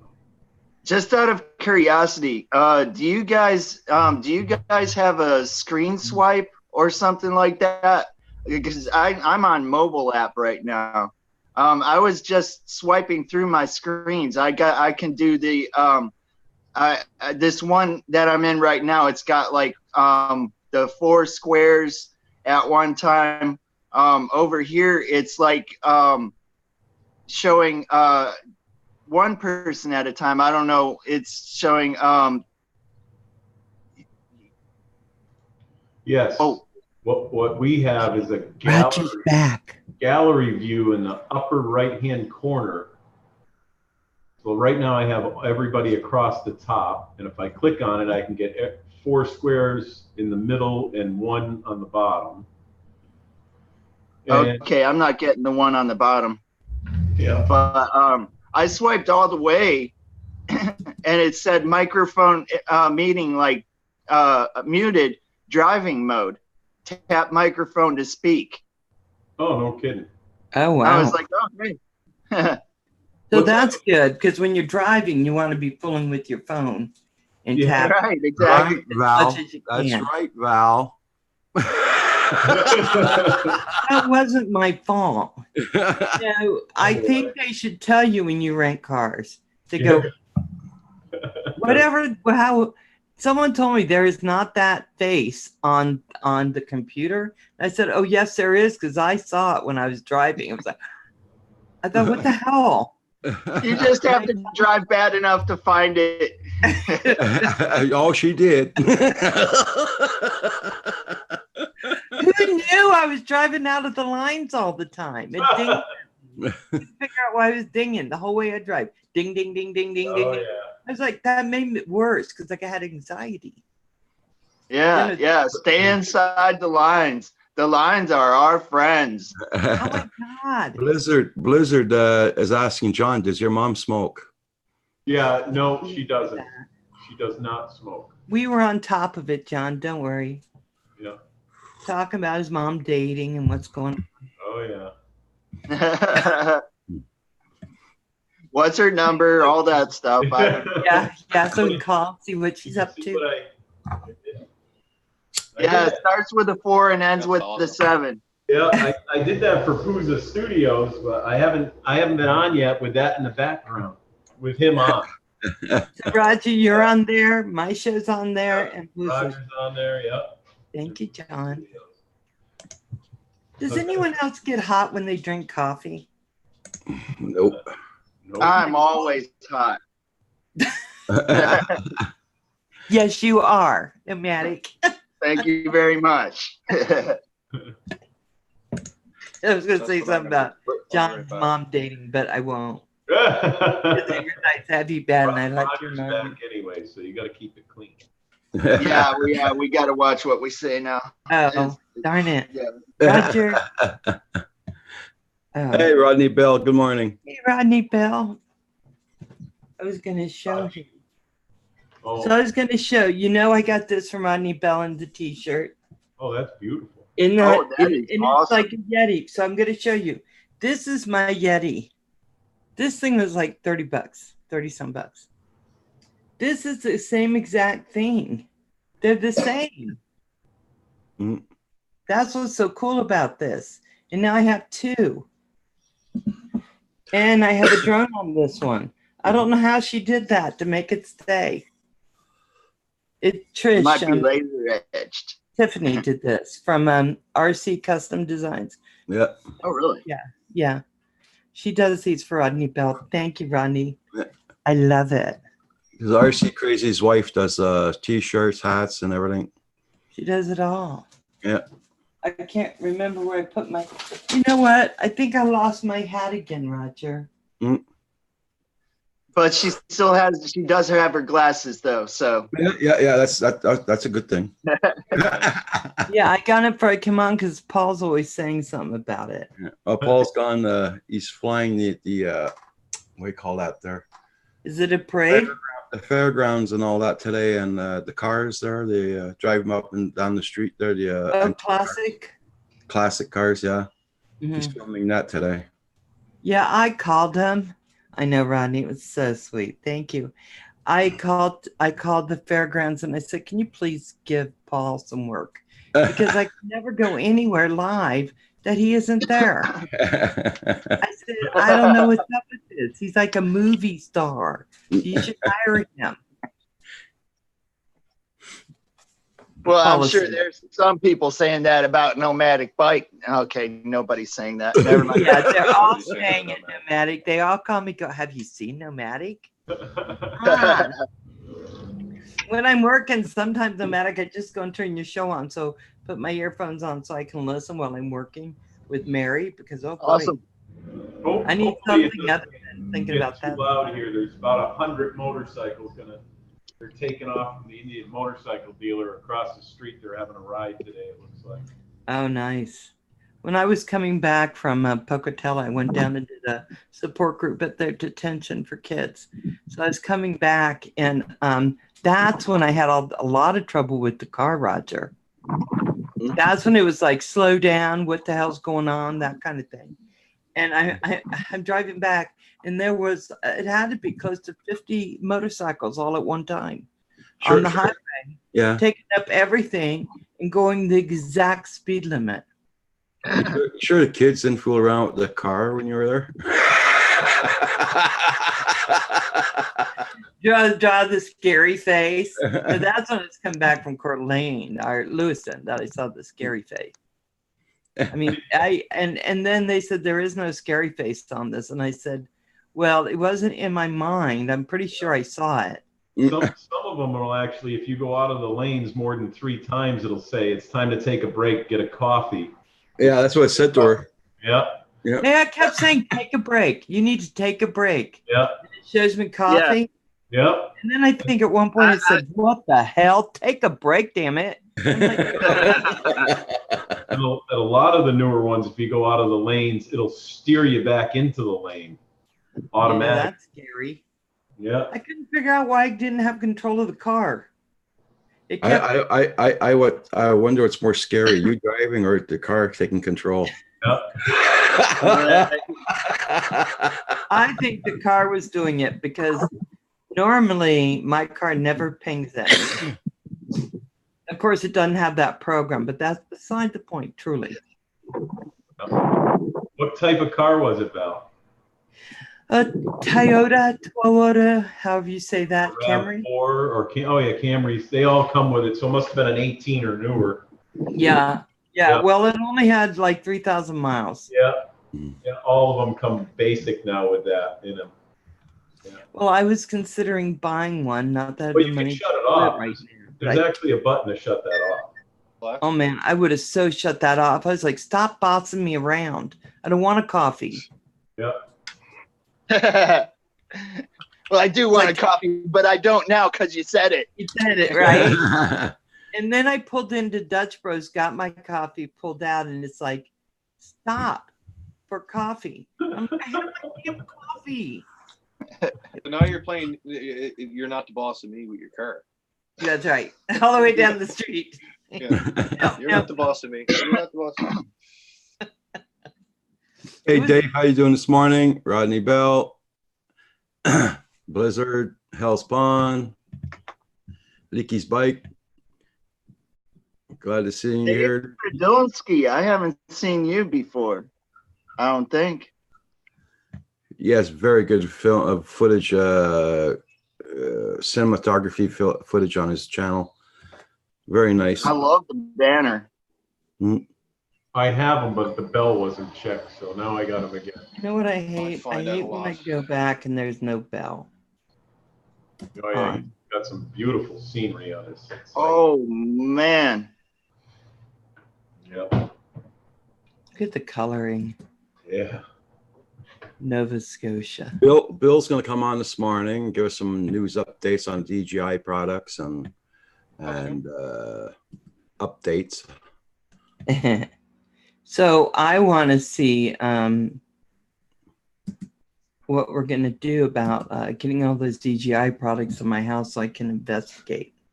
They've been saying for the last 4 years that DJI is mapping the whole United States with those, and it sends back.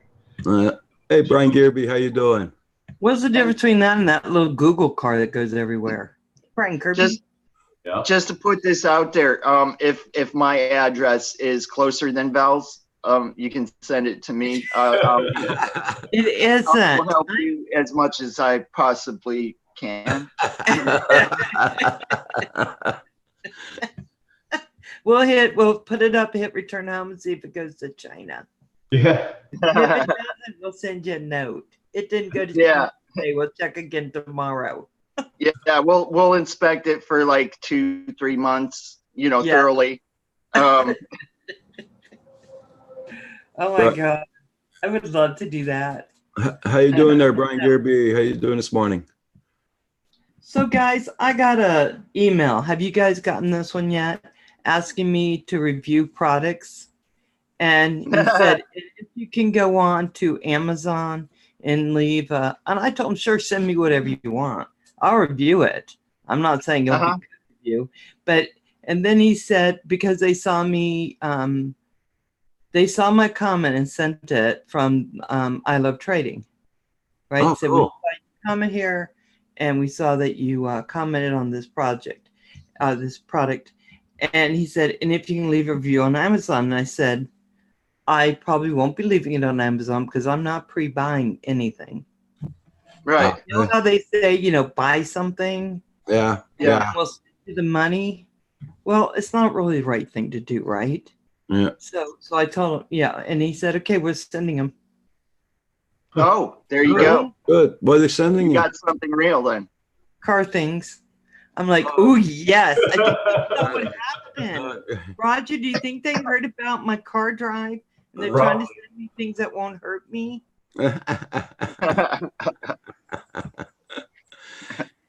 Probably battery chargers for your car, for your phone. I'm wondering, is that link thing so they can go? Yeah, well, or you'll get a box and you'll be like, what is this? All kind of pillows and helmets? Crash dummy uniform. Yeah. Well, I will tell you, when I was driving home, this person swerved out of a lane and almost came right into me. And before I knew it, my car was out of the way, right? And I was like, oh, I'm good. Yeah. Part of the car. They'll probably send her a driver's handbook. Well, the thing is, I have to, they're renting me a car again because I got to go again next week and then the following before I leave for Canada. They're going to send, I have to rent a couple more cars. And I'm just like, oh, I'm surprised they're, I hope, John, can they look at the statistics of how you were driving? Everything. Oops. There goes up the insurance. The speed of the car, where you drove, everything. Even if you don't have navigation in the car now, they have a GPS built into the car. Like insurance company. So because I was going 120, my rate's going up. That only happened one time, and it was only 100. Yeah. But I just wasn't paying attention. Oh, what happened? I was on the phone. I was on the phone with her, and she's talking, and it's just, dang, I'm going 100 miles an hour. I hope my car can't hear me. She says all the cars, I'm passing them. They're all driving slow like anything. She said, look at the speedometer. She's doing 100 miles an hour. No wonder. No, I slowed down. I slowed right down. Yeah. In a rental car, they can track everything. That's part of the agreements that you sign now. But your personal car, they really can't track it, but the government can track it if they want it. Really? Yeah. Which is a good thing for that. My car? What was that? Is there a GPS in my little car? I have a Beetle. I don't think there's. No, it's only like in 18s and newer. You know, they put all that with any of the sophisticated driving stuff. That's how they keep you on the road and everything. Besides looking at the painted lines, they actually use. Hi, Roger. Yeah. Oh wow. Hey, there he is. But yeah, it's kind of like if I am correct on this, it's kind of like having low jack installed on your car. You know, where like if your car gets stolen, they can stop it, they can track it, all that stuff. Yeah, and the GMs and the Fords, that's all built in if you subscribe to them. But if they need to, it's all in the car and it can be activated by the manufacturer. Yeah. An issue, you know. Mm-hmm. Yeah. Well, in a way, it's good. If your car is stolen, if you get a really nice one, I've never really worried about my cars being stolen.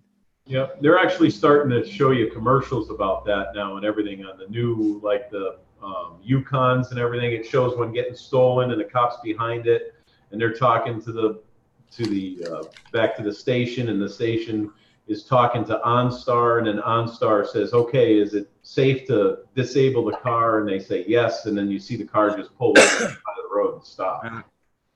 Yeah, I seen that in a commercial. Yeah. Well, commercial or something like that. I seen it on TV. Yeah, it was on TV. They just started doing that with the new Yukons and Denali's and things like that. They show that. Wow. Hey, UFO builder Tim, how you doing? Oh, hey, how you doing? But yeah, you'd be surprised what cars are the most popular for being stolen and stuff like that. As far as like parts going to Mexico. Yeah. Really? I saw lots of parts even going to Egypt. Lots of cars are going to Egypt and they steal them from here. Yeah. They're all in containers they're shipping to Egypt. Yep. Yeah, we were buying car parts out of there for all the Subarus, and that's what it wound up being was all the cars that got stolen got shipped over there, and they disassembled them in these big plants. There's nothing that anybody can do about it because they're in a foreign government. Okay. Yeah, exactly. Yeah. You can find this stuff on eBay, and they're selling the heads to the Subaru, especially the Subaru WRXs. They're a hot rod Subaru. And you can find all those hot rod parts. Because I tell you what, there's not really anything hot rod about a Subaru. I had the Legacy and my son took it. I gave it to him. Oh, the WRX is a real hot rod. Yeah. Yep. Well, especially when you bore the piston, and you port the heads, you start messing with an engine. You can take something that's like barely anything, 230 horsepower in a little tiny car like that can actually peak quite a bit, Oh yeah. Mm. Well, I like my Beetle. It was my mom's. It was a 2007. I think I got it when there's only 40,000 miles on it. Now there's like 70. But I got it a couple years ago. But when I hit the gas, it almost puts me in the back seat. Nice. I love it. Yeah. And it doesn't beep at me. Or tell me I have to stop. The new ones do. Huh? The new ones do. Oh, do they? The 18 and up. Yeah, and I think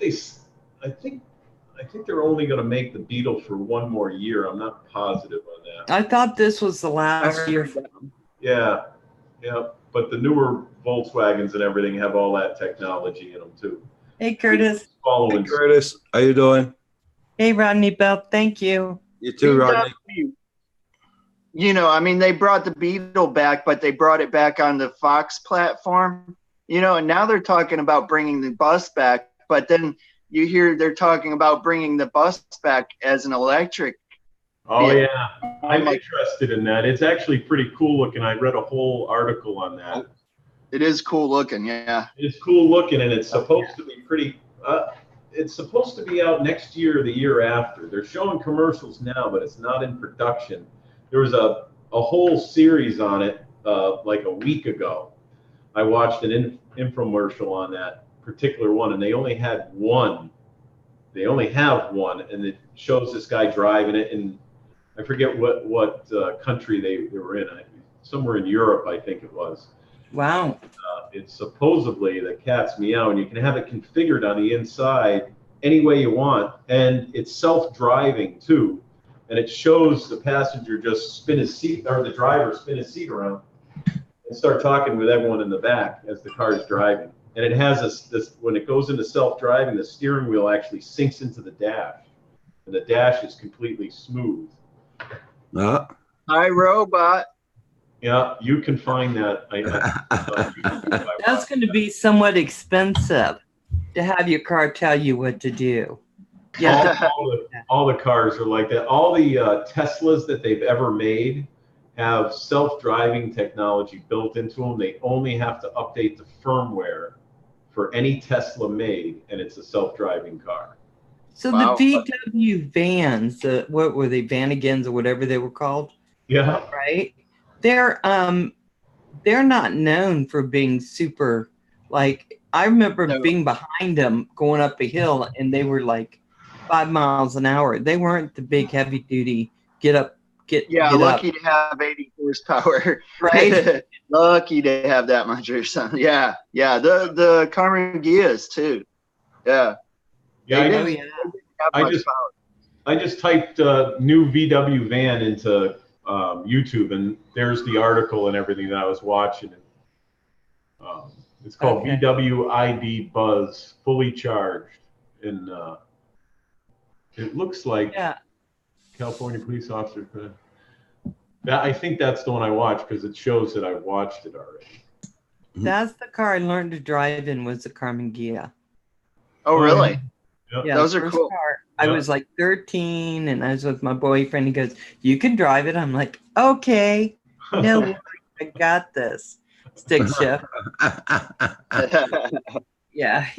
I've Mm. already done this 10 times. Yeah, never before. Crunch.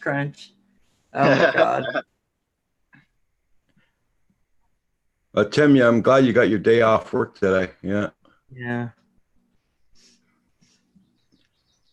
So, John, did you see the new cups I got out in t-shirts now? I did not. No, there's the Teespring. Yeah. Let me get back into I've my. already done this 10 times. Yeah, never before. Crunch. Yeah, our YouTube's got to be muted. We can hear you. Okay. Tim, I'm glad day off work today. Yeah. Oh yeah, nice shirts, Roger. Yeah. Palladian, UFO builder, that cars crashing all the time, I think was because of Google, not because of the cars. Let me get back. John, is your YouTube channel muted? We're getting feedback. I just muted it. Okay.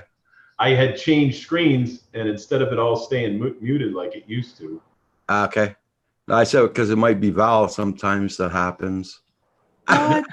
What? Yeah. Oh, I see now. I see. Yeah. Oh, black mold was giving me a headache. Oh my God. Okay, Tim. Oh my gosh. I made a new shortcut to your Teespring, so now I can check it out. I don't see the mugs on the site, just the shirts. What?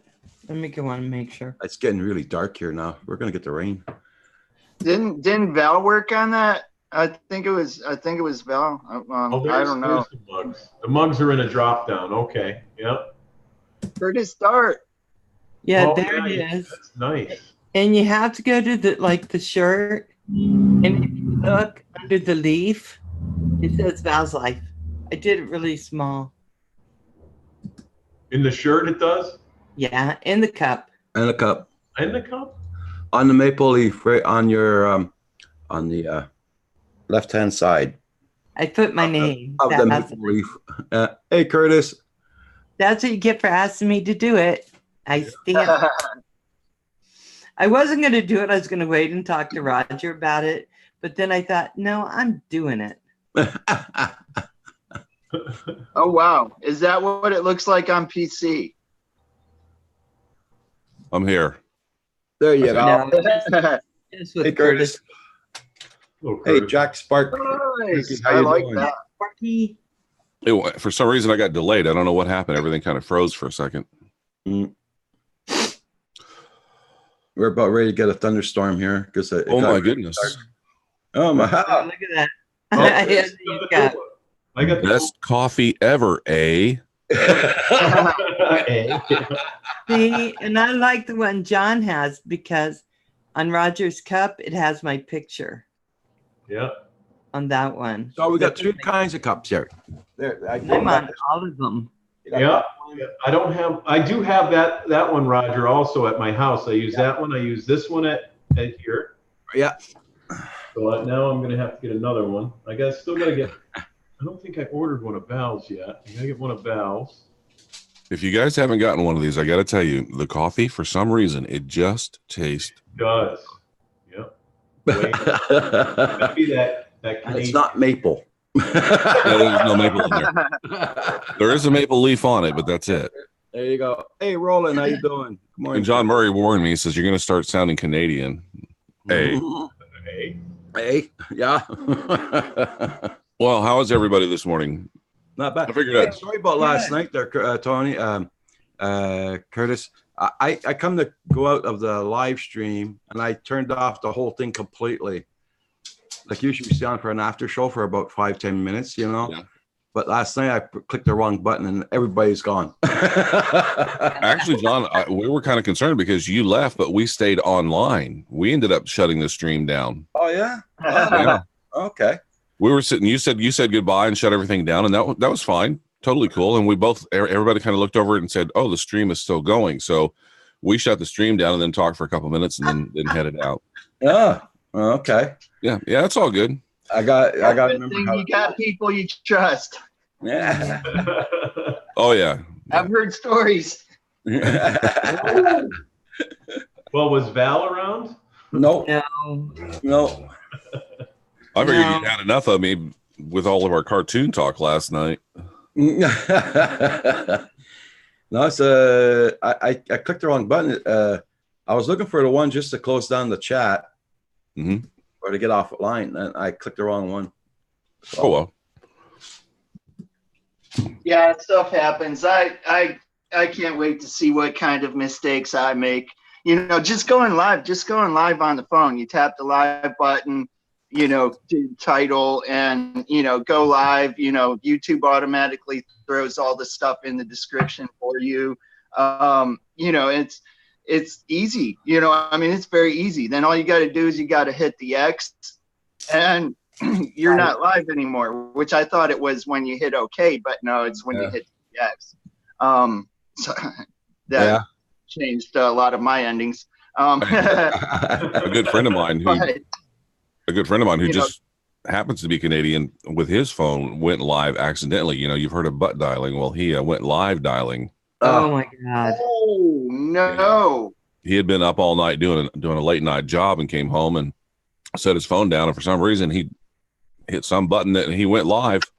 And for the next 8 hours, he was live. You were hearing him snoring everything. That is sweet. Probably got some great watch time. Oh, yeah. He left it up, too. He's a cool guy. He's like, well, screw it. You know, he goes, good thing I didn't lean over and say hello to the wife or anything. He goes, I was dog tired. But, yeah, it's still online. Oh, my God. Now, is anyone using this Zoom on their iPhone? I've done it. No, I've done it on Android. There's a couple of different apps for the iPhone. Of course, they all say business. Well, Zoom is business. It's not meant for what we're doing. They're just now starting to realize that Hangouts is going away, so they're starting to incorporate some of the features that we want. Right. Come on, doggy. So there's Zoom Cloud Management, it looks like, or something along meetings. I gotta see which one let me see. That's what you want. And then the other one was just Zoom for Intune. No, I didn't do that one. No. I'm going to try to put it on my phone. I wonder if you can live stream from that when we're like flying our drones. I'll download that. Yeah, Jack Sparky. I understand what you mean, but you're working all the time. So it's like I always say, work, family, and work first, and YouTube last. That's the way I see it. Mine just says Zoom at the bottom and has a little camera. Well, I don't remember which one. Yeah, that looks like mine. Yeah. Yep. And then when I put my hand on it and it went, it said a purchase process, and I was like, did I buy it? Because I already have it. You can also use Roger's email that he sent to you to join the meeting tonight. You can click on that on your phone, open your email in your phone, and it will take you to the correct Zoom to download. So I had a question for you about it, and I forgot. So on my iPhone, I don't know that I can go live from my iPhone. Why not? I don't remember. Because it won't stream to YouTube. Yeah, that's what I was wondering. That's trying to, because that's the issue with Hangouts. Just trying to go, because I do everything on mobile. I have Zoom on. This is my phone I'm on right now. Okay. So I know that there's that issue with Hangouts. So I believe Zoom uses Hangouts. Joker, what's up? Not much. So YouTube doesn't. YouTube uses what? I'm confused. So they're saying right now Hangouts is going away. That's the word we're getting. And oh, look at you. Okay, it always freaks me out when there are two of him. I look, I'm like the Joker, and because he looks different on his phone. Well, also, if you anybody ever does this, you want to have your audio off on the second device, otherwise you're going to get a bunch of echo. Oh yeah, we just Probably know that. But... We just learned that. John's been teaching us things. Things.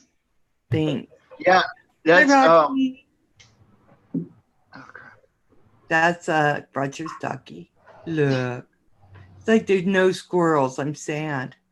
So yeah, that's the only thing. I wanted to see if I could live stream from it. I'm actually going to YouTube, but I didn't see anywhere to do that. I'll have to look. I haven't even thought about it. I never thought about going live from my phone. Well, I have an iPad. And so last night, before I found out Roger was going, I thought I could sneak on for 10 minutes, but I couldn't. Mm. Oh, $3.21 one way. Oh, that's not a bad price. I'll have to go check that out. Right now, I don't have my ticket from Syracuse back to Boise. So at this point, I might be living with Centroid and his wife for a while. So I'm trying to do that. That's my last ticket to buy, and then it's all done. I buy in pieces and parts. One ticket down. Yay. I told my dad, okay, Yeah, I got you. Huh? That's actually one of the things that's cool about some of these FPV drones that I'm, the Build-A-Bear ones. I'm like, oh, hey, I could probably do that. Buy some parts, buy some more parts, and then when I got the whole thing, I can put it together and maybe fly it, Well, and I think even if you just buy the parts to start, like a couple parts, put that together and then get the next parts that you would need to put in. I think it might be not as overwhelming as when you sit there and you have all these parts and you're like, oh, holy hell, what did I do? Uh-huh. It's easier to take things apart, I find also, than put them together. Oh, yeah. But don't let that stop you guys from sending me all your DJI products to test to make sure that China is not getting your information. I specialize in national security. National, yes. And Nomadic Bike and I have our own company now. Don't let China over our drones. Have you guys heard the latest on that, by the way? Pardon? Have you guys heard the latest on DJI and building the enterprise version of the DJI Mavic Pro here in the United States? I'm sorry, assembling 60% of it. Oh yeah. Oh yeah. So really? they have a staging warehouse in California. I forget the city name of the city escapes me. And of course, they're having all this stuff they're going through where government agencies, everything from fire departments to police departments to right on up to the Army, Navy, Air Force, are being told, hey, you can't use DJI drones because they're phoning home, essentially. Right. So what they're doing to foster goodwill is they're sending 60% of, no, they're assembling 60% of the enterprise version of the DJI Mavic 2 Pro, and they're going to assemble it in California at the warehouse where they were using to stage goods here in the United States before they'd get shipped out. That's all well and good, but it's still embedded in their chipset. Well, they're saying now that they're changing that, and there's ways to change it. But the problem is it's been there for way too long. Yeah. There's always. Well, don't tell them our secrets, because that's what Nomadic Bike and we're going to disarm that for you.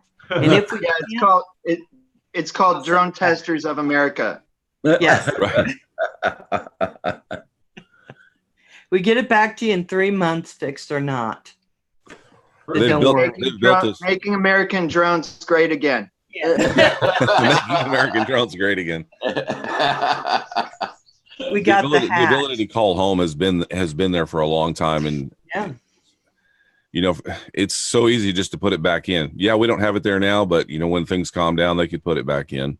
You know, what information they're getting, I can't even begin to fathom. Although I find it interesting, if you think about this for just 1 second and put your tinfoil cap on, they've been gathering all this information about us, and now they have released the RoboMaster that shoots, and we're going to buy that as well. There you go. Are we beginning an invasion here? Is that and we're gonna buy the stuff that invades us? Let's just say that when your robo turns around and starts shooting those little gel things at you, be prepared. You can also send those to us. We will disarm them for you. What better way to invade a country than have you buy the products to be invaded with? The little Trojan part. Okay, let me take my tinfoil cap off now. Start talking about reality. Ike Fly, how you doing? Love my drones. How you doing? By the way, I was enjoying. I mean, honestly, if it's sending information back to China and they're letting us use it and getting aerial views of everything in America, you know, it could probably be somewhat helpful to an invading government. I don't know. Google Earth. So, doing good here, Ike. Well, yeah.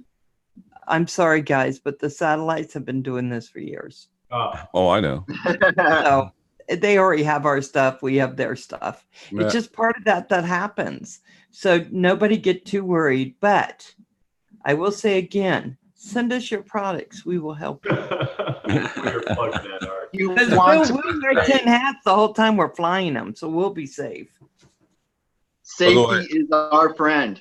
I was enjoying the conversation earlier about cars and new technology. The last vehicle I bought was in 2009. In fact, it's a Chevy Colorado that is a 2008 model, and it was one of those deals that, you know, we have one of these left over. Here it is, January. We got to get rid of this for new products and all that stuff, and this one's still here. So I bought it in 2009.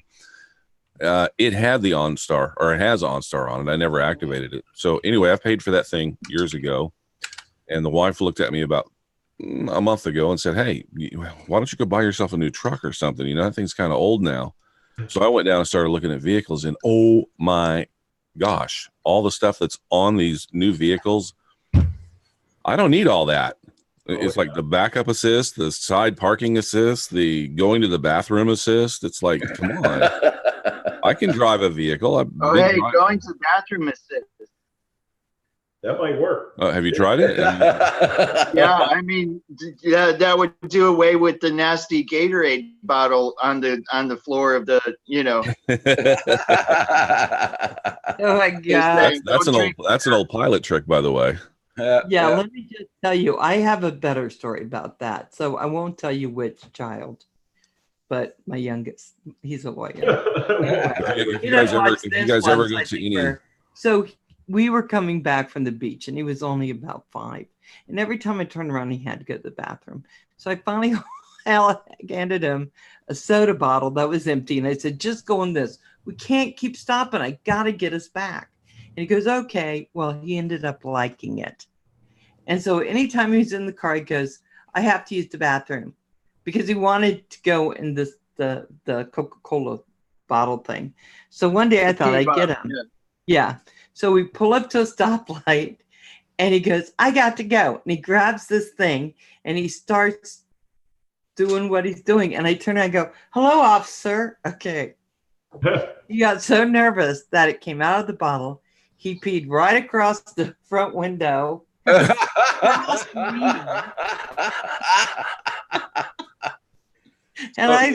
It's what I've been missing all these last 2 weeks or so. And I thought, I am never doing that again. He's looking around as it's going wild. I was like, "What the hell, son?" So your little joke backfired, didn't it? It backfire. I don't know who could have told that was going to happen. But yes, my hair just, whoop. I was like, "Hey, love my drones." I agree. Yeah, more stuff to go wrong. 100%. I agree with you. Yeah, totally. That's exactly the way I look at all of that stuff going on. That's just another thing to crash you into a wall. I think if you treated a car more as a disposable item as opposed to, and what I mean by disposable is I'm going to replace it soon. If you treated it like that, as opposed to some of us older folks, the way we treat a car, where it's an investment that we're going to take care of for years and years and years. I'm like, for instance, when my wife said to get a new one, I wasn't selling mine. It's paid for. I'm going to keep it. I might park it outside now. I may not park it in the garage because I have a newer one, but I'm going to take care of that thing and get the most out of it that I can. Hey, yeah, well, I mean, in the late 70s, they were talking about them as, certain cars or whatever, but they were starting to coin the term then about disposable cars. Yeah. So, that's what they want. They want you to use them. They start breaking down, throw them away, put them in the garbage. Even at the Chevrolet dealership where I bought this one, they said, and I told them, I said, I want to buy something that's going to last me a while. So I want to really spend some time looking around, seeing what was available. And they said, it used to be the Chevy Love was kind of a disposable vehicle. They said, but the Chevy Colorado, they've really kind of put a lot of emphasis on longevity with this thing. And I've had to replace the catalytic converters. There's 2 of them in it, oxygen sensors, and that's about it. I just do oil changes, and it just keeps going and going and going. Well, I got to tell you, I got a car. I got my Subaru Impreza, and then my daughter needed a car, and so I gave it to her and got the Legacy. And then my mom, when she passed, before she passed, I bought her car so she'd have money to do some things she needed to do. And so I just bought it. I drove it home, and then my son took my Legacy, And so, well, he kept paying for it. There was a bill on it, so it wasn't like I just gave it for free. They had some obligation for it. But he's still driving that car. Of course, he doesn't have the windshield anymore, which helps. I'm just saying. Well, being in the industry, what we're noticing on the repairs and everything, with the longer warranties they're given, and all this new technology, you have to bring it back to the dealer to get your car. And 80% of the people do not want to bring their car to the dealer because they're always trying to pull the wool over your eyes. But they're making it impossible for the independent garage to stay up with the technology because they don't offer schools on the new stuff to independents. You have to be a dealer, a GM, Ford, Chrysler dealer to get into the schools now. So it's going to be almost impossible to get your car fixed at the mom and pop shop. In the next, say, 5 to 10 years, it's going to go away. At least that's what they're projecting. And there's nothing wrong with getting an older car where that's not happening, as long as it's been kept up and the mileage is low. Like my mom's car had hardly any mileage, but it has 11, 12 years on it now. The biggest issue that we're running into is after 5 years, the dealer stops carrying a lot of the emissions components. So if your check engine light comes on, it's emissions related and it's out of warranty, you can't buy a new part for it. So it's almost impossible to pass the new inspections. So Massachusetts is starting to give out waivers for that, but it's only good for a year, and then you have to figure out what to do after that. So if you can't buy the parts to fix the car, you're going to get rid of the car, and they're going to give you the more efficient car, the next model. Well, at one point, we'll get smart about it and stop buying things that they aren't going to keep replacing, bringing parts. But I don't see anyone doing that because, everyone likes the newest and greatest. But I got to tell you, the newer cars, they may be plushy and fun to drive, but they boss you around the whole damn time. If I wanted that, I'd put my kids in the car. Of course, they're older. Ike Fly says he's doing his clutch in 30 minutes. Oh, man. I haven't done a clutch in forever. I haven't had to, thank God. Because I can take things apart really easy. It's always the putting together that's hard. Welcome back, Jack Sparky. Okay, Ike Fly. That's so cool. So about 8 years ago in Massachusetts, you used to be able to go to get a CDL license or Class A license to drive tractor trailer trucks, and you take a test. And they started coming out with automatic tractor trailers. So it's real easy to pass the test on an automatic. Well, now what they do is if you took a test in an automatic vehicle, you cannot drive a tractor trailer truck that's a standard transmission. You have to drive an automatic. You have to get an endorsement for a standard transmission. It's a separate license. Yeah. Yeah. Oh, wow. That's cool. The one I have, the Class A that I have, they wasn't automatics when I was back in the day when I took the test. So What's an automatic? Hey, Roger. Yeah. Kennedy, how you doing? Kim was saying I need a special license to drive your truck in Canada. Is that true? For my insurance, no, you just need an international license. Like when we had one of our friends, Heather, came down from Australia, she had to have an international license. I wonder why. Because we drive in Canada all the time. Yeah, well, Heather lived in Australia. They drive on the wrong side of the road. That's why. Yeah. And my insurance company was more than happy to insure. Wow. No, I don't want to drive your truck. I'm letting Centroid do all the driving. Because he's all picky about how you drive. I told him I'm sure I could get us there faster. If I'll be driving. Don't worry. But if you start feeling eclipsed or like you're tired, I could take over for you, Roger. Very rare I get tired behind a wheel. Your permit will do. No, you don't. I was waiting for Roger to go, yes, you do need a special permit will be good. Your permit will be good here, Val, but you know.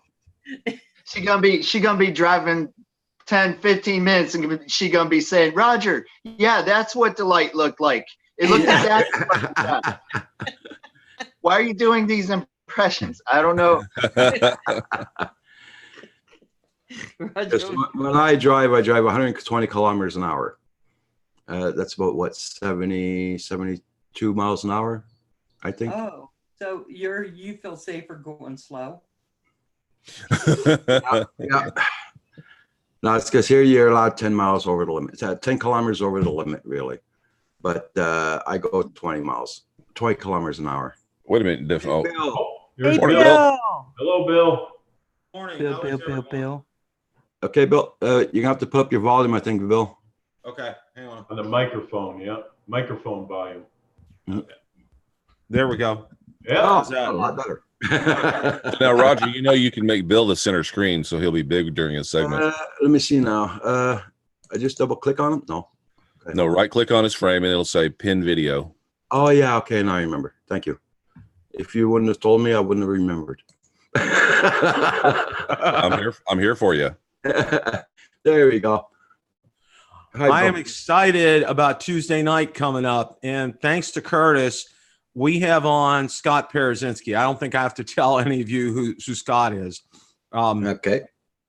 We're really looking forward to having him on Tuesday night. It's just going to be a fantastic time. I can hardly wait. I've been talking it up, and I'm going to start putting out on my groups and everything just to let everybody know. Tuesday night that Scott's going to be on, and and as Curtis said, he'll also take questions about his days as a NASA astronaut too. So that's going to be great. I mean, I'm just on pins and needles about. What time is your show? It's at 8:00 Eastern on Tuesday. Okay. Okay. How long does it go for? We'll probably go a full hour, I would say. Okay, so then I will be on at 9:00 Eastern because I am not going up against that. Thanks. Thank you. Yeah, and I'm going to have special guests too. I'm not telling you who. You're not telling us who? Uh-oh. Yeah, he loves to take questions about space, especially when they're ones that not the general public understands or even thought about. And if you come up with an interesting question about space, he would love to answer those as well. Well, see, I already got one for him. I don't know how many of you have seen that movie Gravity with Sandra Bullock. Yeah. Okay, and how I could tell a lot of that is not real and could not have been done. But I just want to get his thoughts and his takes on it because I love seeing. I watch like airline pilots, and they watch some of the movies that have gone on, and they tell you what's real, what's not real, that kind of thing. Same thing here.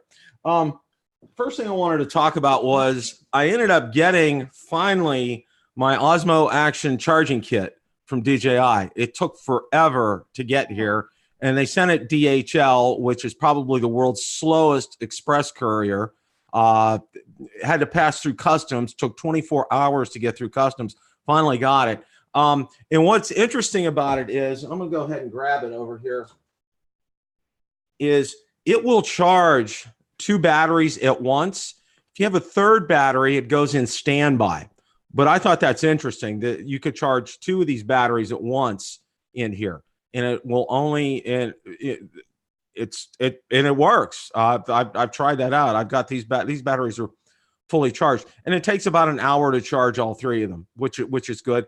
And I also got a PGY Tech selfie stick, and I ordered that through DJI. So it's also going to act as a tripod. So I got a video that I'm going to be doing on that. So I'm looking forward to that. Now, what I heard this week is something that was pretty interesting. My good friend Ron Brown told me he has heard through his sources that the DJI Spark 2 will come out in November before Black Friday, and that the DJI Mavic Air 2 will come out next spring. And I heard all this, and I'm like, okay, well, you know, I could see it. See, here's the thing with me, and I think Curtis would probably be in agreement with me on this, is, you know, you miss opportunities to make money. There has to be some kind of a solid, concrete reason, because I can tell you this: DJI wants to be the number one. They want to have nobody in their rearview mirror at all. They want to be the leader. Okay. So if something's blocking them from selling something, it has to be something that's very significant. What, you know, a lot of people have conjectured, they were waiting for new rules over in Europe. The EU was coming out with this uniform drone rule that's going to apply, that you could basically fly in country after country without having to worry about, you know, certain restrictions, except, you know, being around local airports and such. They were waiting for something like that, a weight limit, those kind of things. They did publish something this week. The European Union did publish something on uniform rules, and most of these don't go in effect. In fact, all of them don't go in effect until 2020. It's not going to be in effect this year. But basically, what it is if you go from Germany to Sweden to Switzerland to Norway to Denmark, you know, your rules are going to pretty much be uniform, you know, the basic rules. So you can go be able to fly your drone, you know, of course, with the exception of local restrictions, maybe a monument or a historic site or an airport, you know, those kind of things. That's where that's going to come into play. And I don't think that had anything to do with it. And it's both Curtis. Well, I mean, to be honest, it really does make sense, because DJI would be smart to bring this out after the law is stated what it's going to be, and be able to tell you, yeah, you're not going to have to replace this in a year. It's already compliant. You know what I think it is, and Ron and Ron and Marcus and I the other night had a real good talk on my show. We talked about this. What I'm really thinking is going on here is that DJI, you know, they came out and saying, you know, they're going to be putting on their, you know, what is it? AirSense on all their drones on 2020. And every drone that's over 250 grams is going to have AirSense with the capability of being able, you know, on your DJI Go 4 app to see, you know, other aircraft in the vicinity, including private aircraft, which is going to be fantastic. What we think is happening is they're waiting to do this because they said they're not going to do it until 2020. And for them to have to retool everything and get AirSense on things right now is going to cost them a lot of money. And they're just waiting until that point in time, until November, which is a good time, especially here in the US, because, you know, their sales will just go exponentially through the roof if they have a launch before Christmas. I think, you know, it would just be fantastic for them in terms of sales. And also, you know, you're a month away from 2020. So it would make sense that they would come out with a new drone and it's going to have AirSense already equipped on it, I believe. And it's going to have, it's just going to be tweaks. What we're seeing with the regular Spark right now, it's going to have it's going to have 4K. It's going to more than likely have a 3-axis gimbal on it. Maybe another sensor, probably about 2 or 3 more minutes of runtime. Probably, I would guess, new ESCs, new quieter props. Not that it really needed those. Those weren't, the Spark wasn't a very noisy drone in my opinion. But that's why I think it's being delayed. That's why I think we're not seeing anything. What also, a lot of people have said, it ties into this too, is, DJI has decided to turn its warehouse in, I believe it's Cupertino, California. That's it. That's the name. I couldn't remember it earlier. Yeah. It's like, well, I asked Steve Carpenter. He says, yeah, I got it right. So in terms of pronouncing it, they basically, it was basically at one time, that was where your drones came from. It got shipped through that warehouse. And that was the only one in the United States. Well, they built a distribution center in New Jersey. They built one in Atlanta. And I think they also have one over in New Jersey as well. So what they're doing is part of that space, they're turning that over. And they're, and I'm sure Curtis had probably talked about this, they're building the Mavic 2 Enterprise Dual there. And, obviously, at a high price tag, it's going to avoid that tariff, which is going to make it a very friendly drone, especially for first responders and first responder type organizations. And hopefully, with DJI coming out with DJI government now, that's trying to entice, the U.S. government and saying, we really care about data privacy and, we're not spying. This is something that we really, we're really serious about. So, all in all, I think it's a good thing. I think they're doing a good thing, as far as this is concerned. And, with this building the drones out there or assembling, basically what they're doing is they're assembling the drones. The components have been made and they come over from China, but they're assembling here. And I think they're able to get around the tariff restrictions by the final assembly taking place here in the United States. And if it's successful, I think it's a test. I think if it's successful, I think DJI is going to continue this. I think you'll probably see another drone come over here and be assembled in the United States, and they may do that with all of them. And that way, there would be no tariff regulations, and it would all. And also, too, look at it this way. As I mentioned on my show the other night, it would also employ United States workers over here too. So it's kind of a win-win-win all the way around. Well, I'm hearing a lot of people, not to interrupt Bill, but I'm hearing a lot of people talking about, they're doing it to appease the U.S. government. Well, let's just be honest. DJI has become a global monster as far as a company, and it would make sense. I don't care what you're building or producing. It would make sense to start embedding yourself in all the various countries that purchase your products. So from that point of view, I think it's just a smart move, period, to start having some of the product produced right here in the United States, have some product produced in the EU, Canada, Australia, all the big markets that they're in. They already have offices in all those places. Why not start having the stuff built there as well? Yeah, and sure, yeah, they're able to get around some tariffs, and they're able to get around some taxation issues and imports and all that fun stuff, and save some money here and there. But it just makes sense. They're a global monster as far as the company goes. Yeah, and you also think too, about shipping. And we all remember the disaster when they came out with the Mavic Pro, and people ordered them in October 2016 and weren't getting them until January 2017. That's another bottleneck that can be eliminated by them being able to do that here. So it's kind of a win-win all the way around for everybody, and it puts DJI's footprint on solid footing here in the United States. One of the other things that's real interesting too, and one of my good friends, Ken Dono, Original Dobo, he just did a video on the Autel Evo, and he flew out he was out in Washington State and visited with Autel for a day, and then he flew back, and he had a one-on-one with them, and it was more of a very PC type interview. He wasn't the person who he talked to wasn't really giving him answers. He was giving him, politically correct answers. And as far as Autel is concerned, because if anyone had any kind of a, could even take the slightest bit of business away from DJI, it would have been Autel. And you know, the Evo is a great drone under $1,000. Is it the best drone under $1,000? I won't come out and say that, but you know, for me historically with Autel, I went with my first drone was an Autel X-Star Premium, and the hardware, the physical hardware on that drone was impeccable. It was incredible. However, their software was atrocious. It left so much to be desired. You know, software updates didn't take days or weeks. It took months. And when they came out, they were beta versions. They were never fully tested. And it was just a mess. It was just a real mess. Now they've gotten themselves to better as far as, you know, getting these software updates out for the Evo. They've been pretty responsive for that.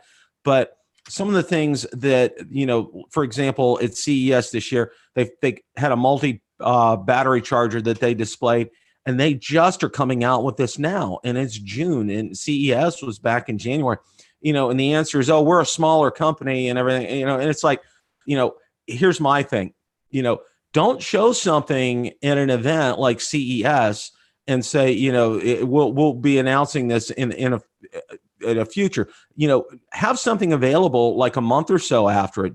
And they did the same thing at CES 2018. They said, here's our Autel Evo. Here's some prototypes that we have with a 1-inch sensor and so forth.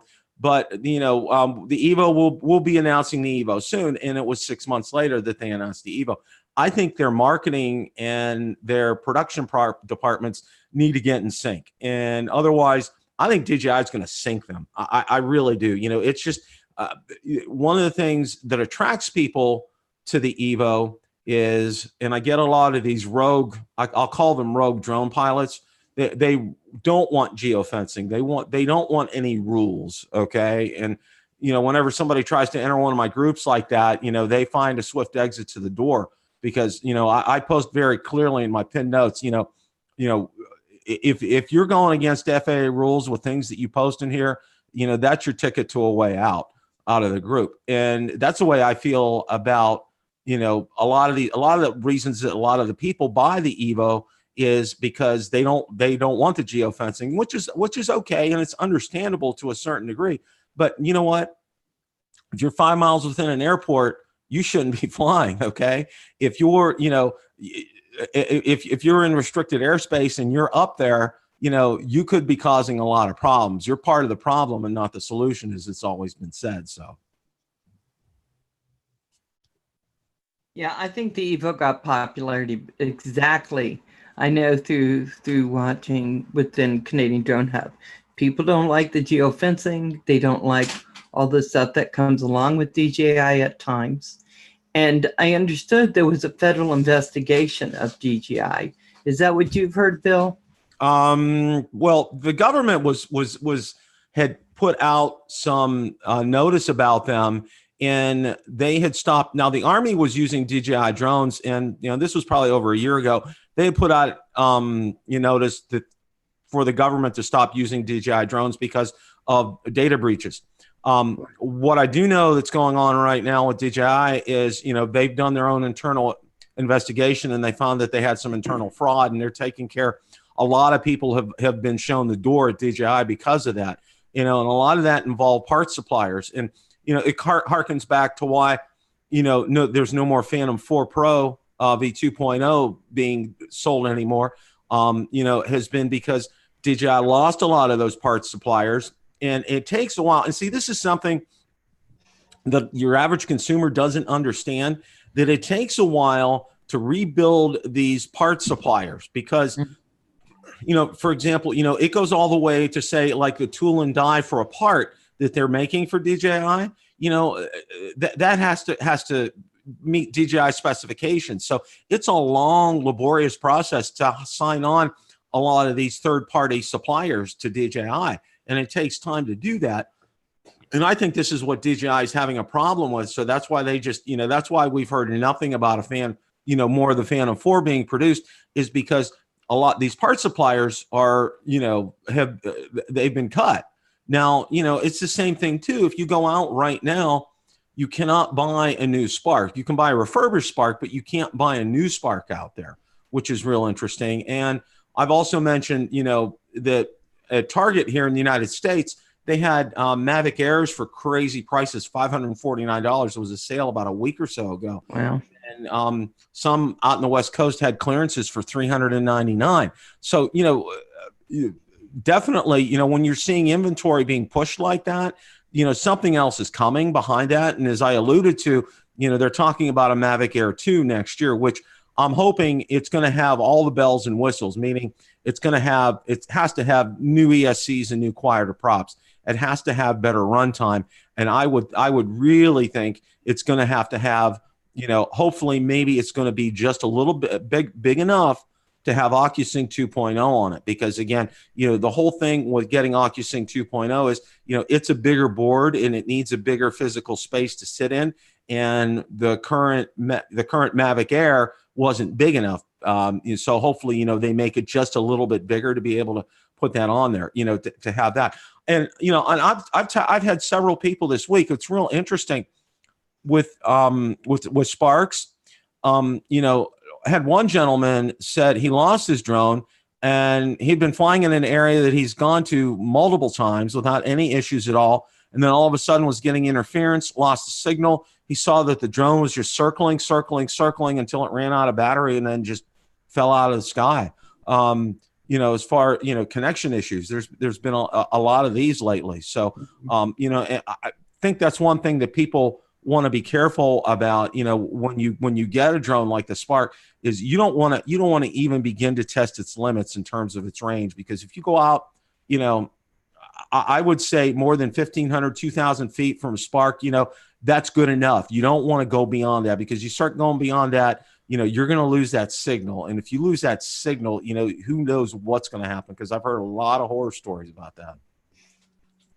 Well, I was going to say that I think there's something going on in the markets anyway, because I went in to buy a pair of jeans in Costco. I know I'm old. What can I say? And they said they didn't carry the brand anymore because they weren't happy with the supplier, which was in China, I understand. And so then all the parts I'm trying to get for all the products I have, they're not being able to be gotten right now. I'm just wondering if there isn't something a little bigger going over on in China, which is some of the reason that all these guys are scrambling. It could be, Val. That's a real good question. And seeing DJI coming over here and wanting to build a drone over here, that really kind of speaks volumes to saying, maybe there is something going on like this. And, and I think maybe this trade war between the United States and China, it's not good for either nation. Okay. Because free trade is good between nations. When there's not free trade, it's not good. I mean, that's the basic, simplest thing I can do. And and one of the things that I stress on my channel, I don't talk politics, and this has nothing to do with politics. It has everything to do with with just having an equal market on both sides. And that's what I think we want. And that's what I think we need on both sides, is to have that equal market. I like to see not only people succeed, but I like to see countries succeed. And, China succeeding is good for us, and our succeeding is obviously good for them, so it's mutually beneficial, so hopefully, we'll get to that point where, we don't have to worry about having interference as far as the trade issues are concerned. So, yeah. And if they want to do tariffs and they found a way to pay for that, that's one thing, but I'm paying for that. Oh yeah. And I'm picky about that, guys. I'm sorry. I'm a little cheap. I'm really picky. A little picky. I don't want to pay for tariffs. I don't want Bill, if I can back you up for just 1 second on something Sure. you said just a second ago, and I think it kind of needs a little bit of clarification. You were talking about rogue pilots. 13. Previous to the current FAA rules, you were able to fly within 5 miles of an airport. All you had to do was notify the airport that you were doing so. Right. And then the latest rules got released, in which we cannot fly at an airport unless it is a specified place. There's a list. It's all AMA fields. You have to belong to essentially you have to belong to that AMA field to fly within that area. And for me, it's rather frustrating because in Washington State, the way we have some gorgeous, gorgeous scenery out here. So it's either a national park, which we can't fly at. It's a state park, in which if it's a state park, we have to submit a request to get a permit, and it takes a 3-month and $150 to get a permit to fly at a state park. And then now we can't fly within 5 miles radius of an airport. And we are known for airplanes out here because that's one easy way to get around because of all the roads and everything else. We literally have people that commute to work in airplanes. I mean, it's that much. But my point being is, it's that person that's flying within that 5 mile radius is not necessarily what I would consider a rogue pilot, because on January 23rd, the new rules are going to be for the LANC system for hobbyists is going to come into effect. If you go into the FAA website, July 23rd. So we will be able to again fly within, again, not at the end of the runway. I'm not talking about that. I'm talking within the radius of 5 miles. You know, you're at the 5 mile mark or the 4 mile mark, and you're not in the path of the bow tie, as DJI likes to refer to it. So I was just wanting to clarify that, because you said rogue pilots flying within 5 miles of an airport. Yeah, that's good. I'm sure you and I both agree on that. I just thought. Yeah. No, I'm glad you did. Well, what was real interesting is I had Ian and Tickner on last Sunday, and he runs Pro Drone Flight Academy over in the UK, and he's only one of 50 schools over there. And he gave some real interesting numbers. He said they have about 5,000 equivalent Part 107 pilots over in the UK, where we have about 300,000 here in the United States. And there's only 50 schools over there that do this. Now, what's real interesting is he was telling me that, you have to go to a school to do this, approved by the CAA, which is the Civil Aviation Authority over in the UK. And not only do you have to take a written test, you have to pass a physical test. In other words, you have to demonstrate to your instructor that you know how to fly your drone and how it can handle it in different situations. And they give you different situations to be in. It's with your own drone. And you have to pass that as far as the proficiency is concerned. And it's quite expensive over there. I think from, it's a lot more money than us, grumbling about having to pay $150 to take a Part 107. It's small peanuts for what you have to go through in the UK to get authorized. And their rules, as far as flying around an airport, they are so tight as far as that's concerned, because it's like they go so many meters on either side of the runway that you can't be in that zone as far as that's concerned, and going, up to a certain altitude. I mean, it's just more than just the 5 mile radius with them. They're very particular about that over there. And, and it's good to have these rules. I'm not disagreeing with them, but what's real interesting was, he was saying how, it took him about a 6-month process to get approved by the CAA to be able to offer courses. And he had to come up with his coursework from the ground up. He built everything from scratch, and it was very difficult. Now he's a commercial pilot himself, and he flies, and he has his own company as a side business.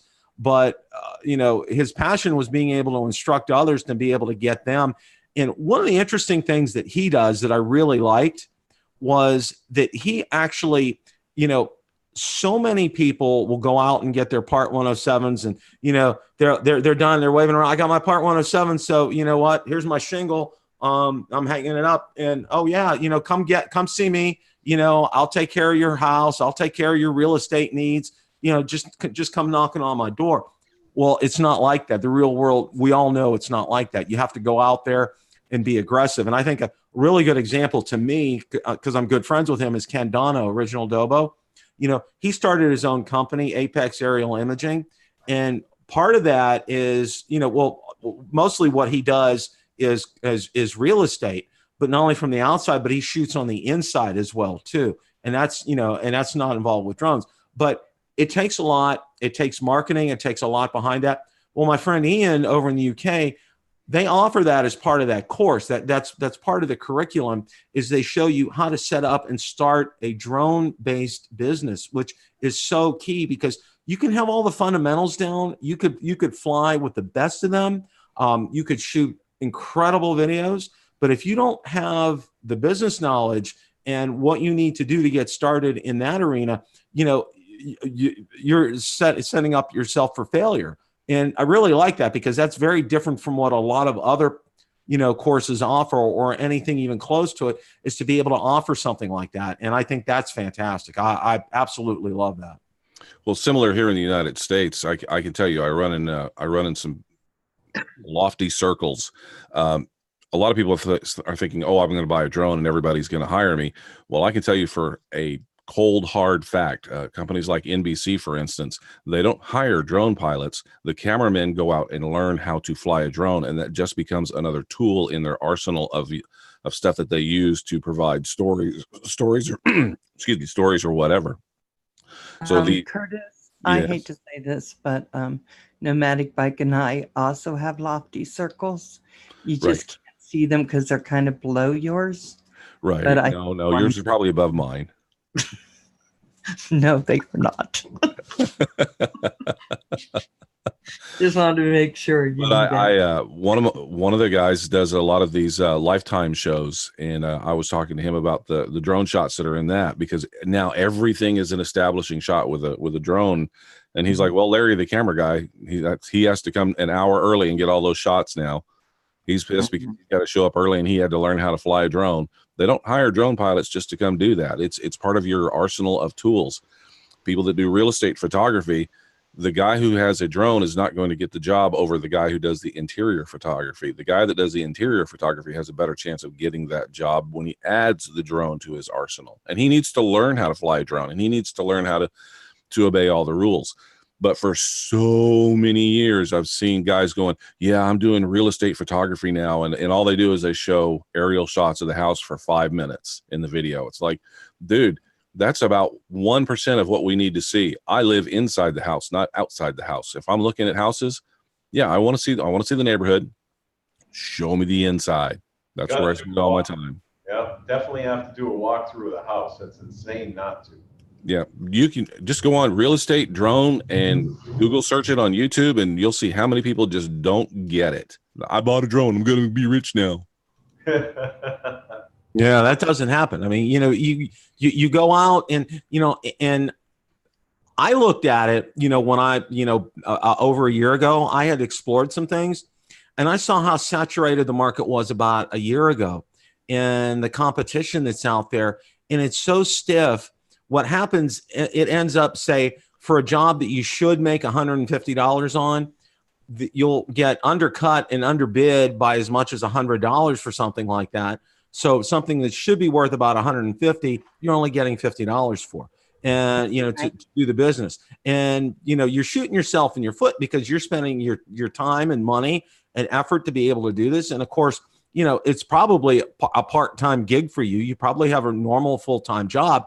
So in order to be able to do this, you got to take time out of your schedule. And it was just, I started exploring it, and I just said, forget it. I mean, it sounds good. I mean, it's like, everybody, back in the day, when I was 11, 12 years old, oh, I want to be an airline pilot kind of a thing, and then you get the wide picture, and you see everything, and what goes on and how crazy it is. And you want to say you want to have nothing to do with that. Well, it's kind of the same thing here. Your eyes get opened, you find out what reality is like, and then you just say, forget it. I mean, it's just not going to work. I 100% agree with you, Bill. I don't want to get a 107 license either.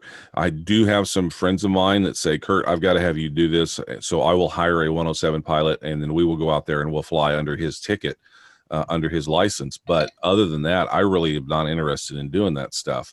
I would rather go out and create my own stuff, whether it be graphics or whatever. I like the creativity aspect of it. So yeah, I'm not interested in it. So I'm going to say one thing. I went and spent time with Russell at the Ward House, and he's doing weddings. He's done all kinds of things. But here's the difference. And he goes out and does that daily grind to do it, right? He looks at everything other people are doing. He learns how to do it, and then he gets better at it. He does some stuff for free just to kind of get an idea of what he's doing, and then he goes out, and he's been doing rather well. He also works full-time, but he's doing rather well. He's gone most weekends doing jobs. So guys, you can do it, but you have to be willing to do it. That's with any business. You got to Right? do 90 hours Yeah. a week to make your own business go, period. Ask any entrepreneur from the CEO of the biggest company ever. You got to put in the hours, and it's more than just being an employee showing up every morning. By the way, Daddy of 13, sorry about this. Happy late birthday, and congratulations on the Mavic 2 Zoom, by the way. Oh, do you have a Mavic 2? Oh, congratulations. Yeah, yesterday was his birthday. So I would say, Bill, like, and you have to have really good experience. I mean, I could get a 107, but no one's going to hire me. I mean, I know that going out there, you have to be really realistic. Because you don't have a name yet. The thing you can do, and essentially it's what I do, is you just go make your videos. Go make interesting videos. People will see them. Somebody will contact you and say, hey, I would love for you, because I like what you do, to do my video. And in that case, here in the United States, you can hire, you can tell them, hey, look, it's going to cost you $1,200 because one, I'm going to have to hire a 107 pilot to fly out there with me. He's going to have to be the guy standing beside you. You're going to have to fly using his license, which is perfectly legal. But, you know, if they really want you, and if your stuff's that good, then they'll pay that price. I have it happen at least about once every other month. And I don't go looking for these folks. They come to me. They go, I see your stuff on YouTube, dude. You're nailing it. I want you. So, Bill, do they get a hold of you and ask you to fly stuff for them? I've had people ask me before, and because I have my Part 107, so it's like people that want to get some things. Well, and what's real interesting is I get asked, and normally how it happens is by email, or I'll get a Facebook message on my Facebook group. And almost always they're wanting me to do something that's against the FAA rules. Okay. Oh yeah. And and I try to be as polite and as nice as possible. And what I do is, and I bookmarked a page on the FAA website that had all the basic rules, the drone operators. I said, why don't I said, if I may suggest, does it fall within these guidelines? And then I send them a clip, and then I don't hear from them again. So, and I'm not trying to be rude or ignorant with them. I'm just trying to tell them, I'm saying, look, if you want me to do something, I'm fine with it. Obviously, compensation would be there, but the big thing is it has to be, does it fit within these guidelines? Is it something that will fit within these guidelines? And, and if it doesn't, then or just estimate how much the fine would be if you got caught, how much money you would lose because you lost your license. Right. Well, the fine for the fine for the people that hired him to do that is larger than the fine that would be for Bill. Mm-hmm. Yeah, like $10,000 or something, yeah. It's pretty. It's a lot of money. There was somebody I just saw had to pay a $30,000 fine, and I think this was over in the UK. So it's not. They want to. I will say this. I'll give them kudos because I think that's the thing. I think people need to understand that when there's consequences to it, and they need to get out there and say, okay, you know what? We need to send a message. So we're going to go ahead and hit them hard as far as the fine is concerned. And I agree with that 100%. That they need to do that. Not necessarily jail time, because I think what speaks more volumes is a large fine, because people will see jail time and they'll be like, but they'll see like a $30,000 fine for going and flying my $1,500 drone. That has an impact, and it hits in the pocketbook, and that makes a lot of people like think twice about trying to do stuff. True. Absolutely. Fines add up quick nowadays. Yeah, they really do. You can't mess around with that. What's like, okay, down here, for example, a lot of people want to go out, and I saw this video, and it was out about maybe 2 years ago, and it was one of the most ridiculous videos, drone-based videos that I've ever seen. If you're familiar with the Tampa area, we have the Sunshine Skyway Bridge. Now, it's a very long bridge. It sits up probably about 175, 200 feet in the air to allow the ships to pass through. Now, if you remember, probably in the late 80s. A ship had hit one of the pillars. There used to be bridges side by side, and unfortunately, a number of people were killed, and then they replaced it with a Sunshine Skyway Bridge. Well, there were these two gentlemen, and I'll just refer to it as them as gentlemen. They had a Phantom 4 Pro. They launched it, got in their car, and supposedly it followed them all the way across the bridge to the other side. It was just absolute insanity. Okay. And I couldn't believe that they actually let people comment on the video. And I just said, you guys, and it was so bad because, they showed the drone coming from another direction when they got over to the other side. So, I mean, it was completely staged, but people do stuff like this, and that encourages other people to go ahead and try stupid stuff like this too. And it's just a mess when you see stuff like this. Guys, this has been really great. I got to go to work. But Bill, I always enjoy you coming in.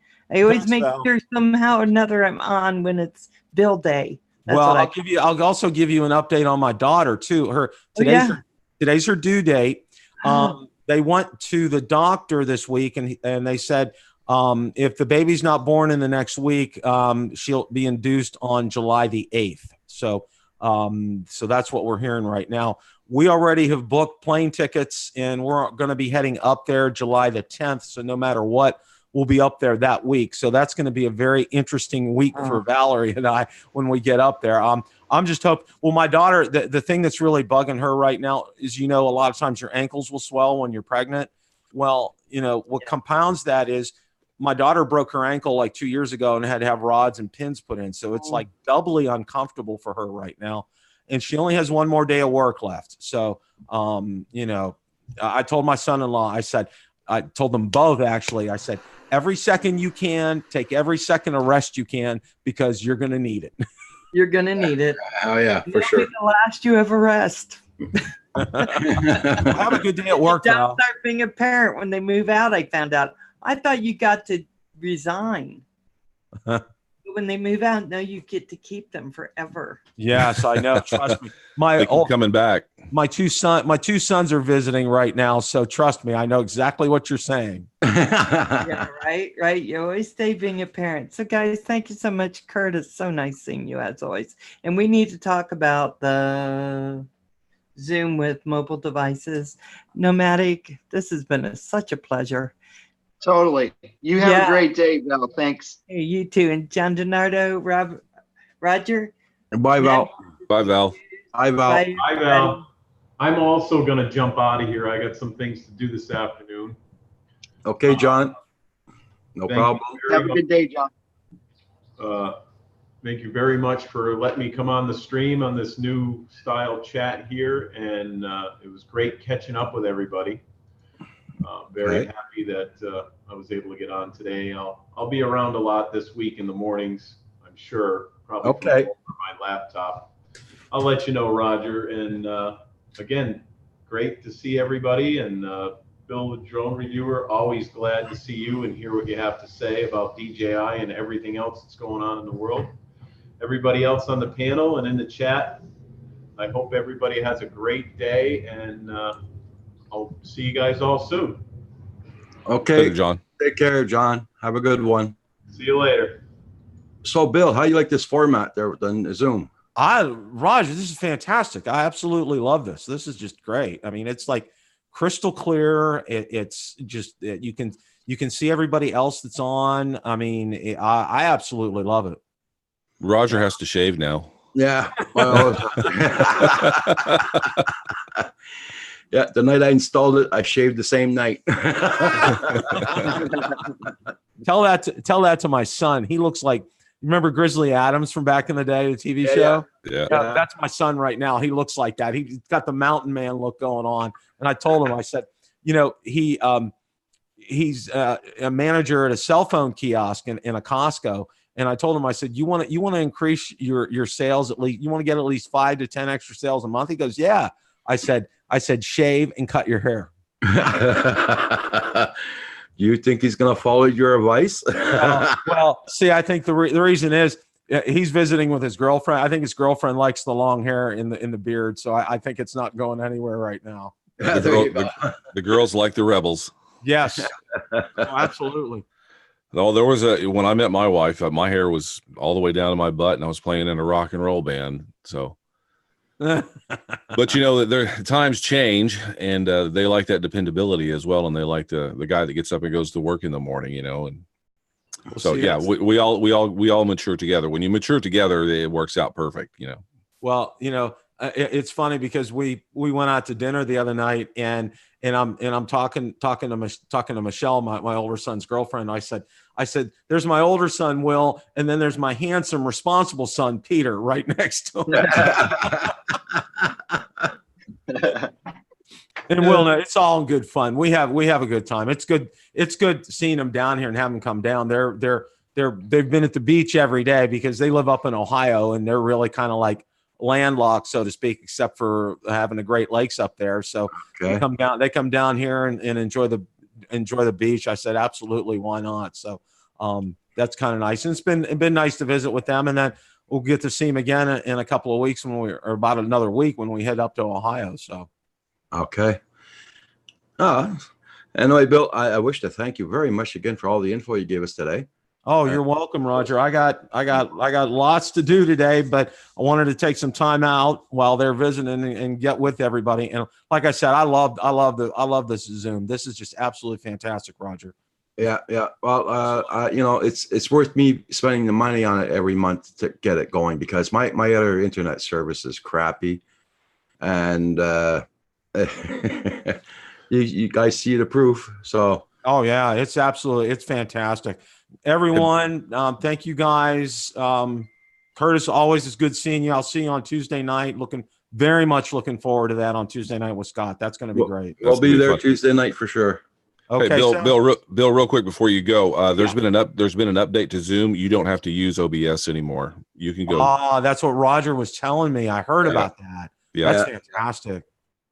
Yeah, fantastic. OBS wouldn't work on my computer. My internet's not strong enough, and I'm very happy this works without Zoom. Without OBS. Yeah. Okay, guys, have a great rest of your day. Bill, we'll talk to you later, brother. All right, take care. Bye-bye. That was very informative today. I like it when he comes in every day, every Saturday. Yeah, always good stuff. Bill does a lot of research and prepares himself really, really well. Unlike me, who just kind of flies off the cuff, and I go, "Oh, I remember, I read this the other day." I'm more. Yeah, sounds like me. So, Nomad, where are you at? I'm in Illinois. Illinois. So I'm south of Seattle by about an hour and a half, depending on traffic that day. It could be 6. It could be 6 hours with traffic around here. Yeah, that's a long trip. I don't know. It's 6 hours. Wow. Illinois. Let's see. I know some guy. Corey. Yeah, one of the guys I know. Corey's over there. Yeah. Okay. So, Nomadic Bike, are you going to be planning on using Zoom on your live streams now, or you can stick with Hangouts?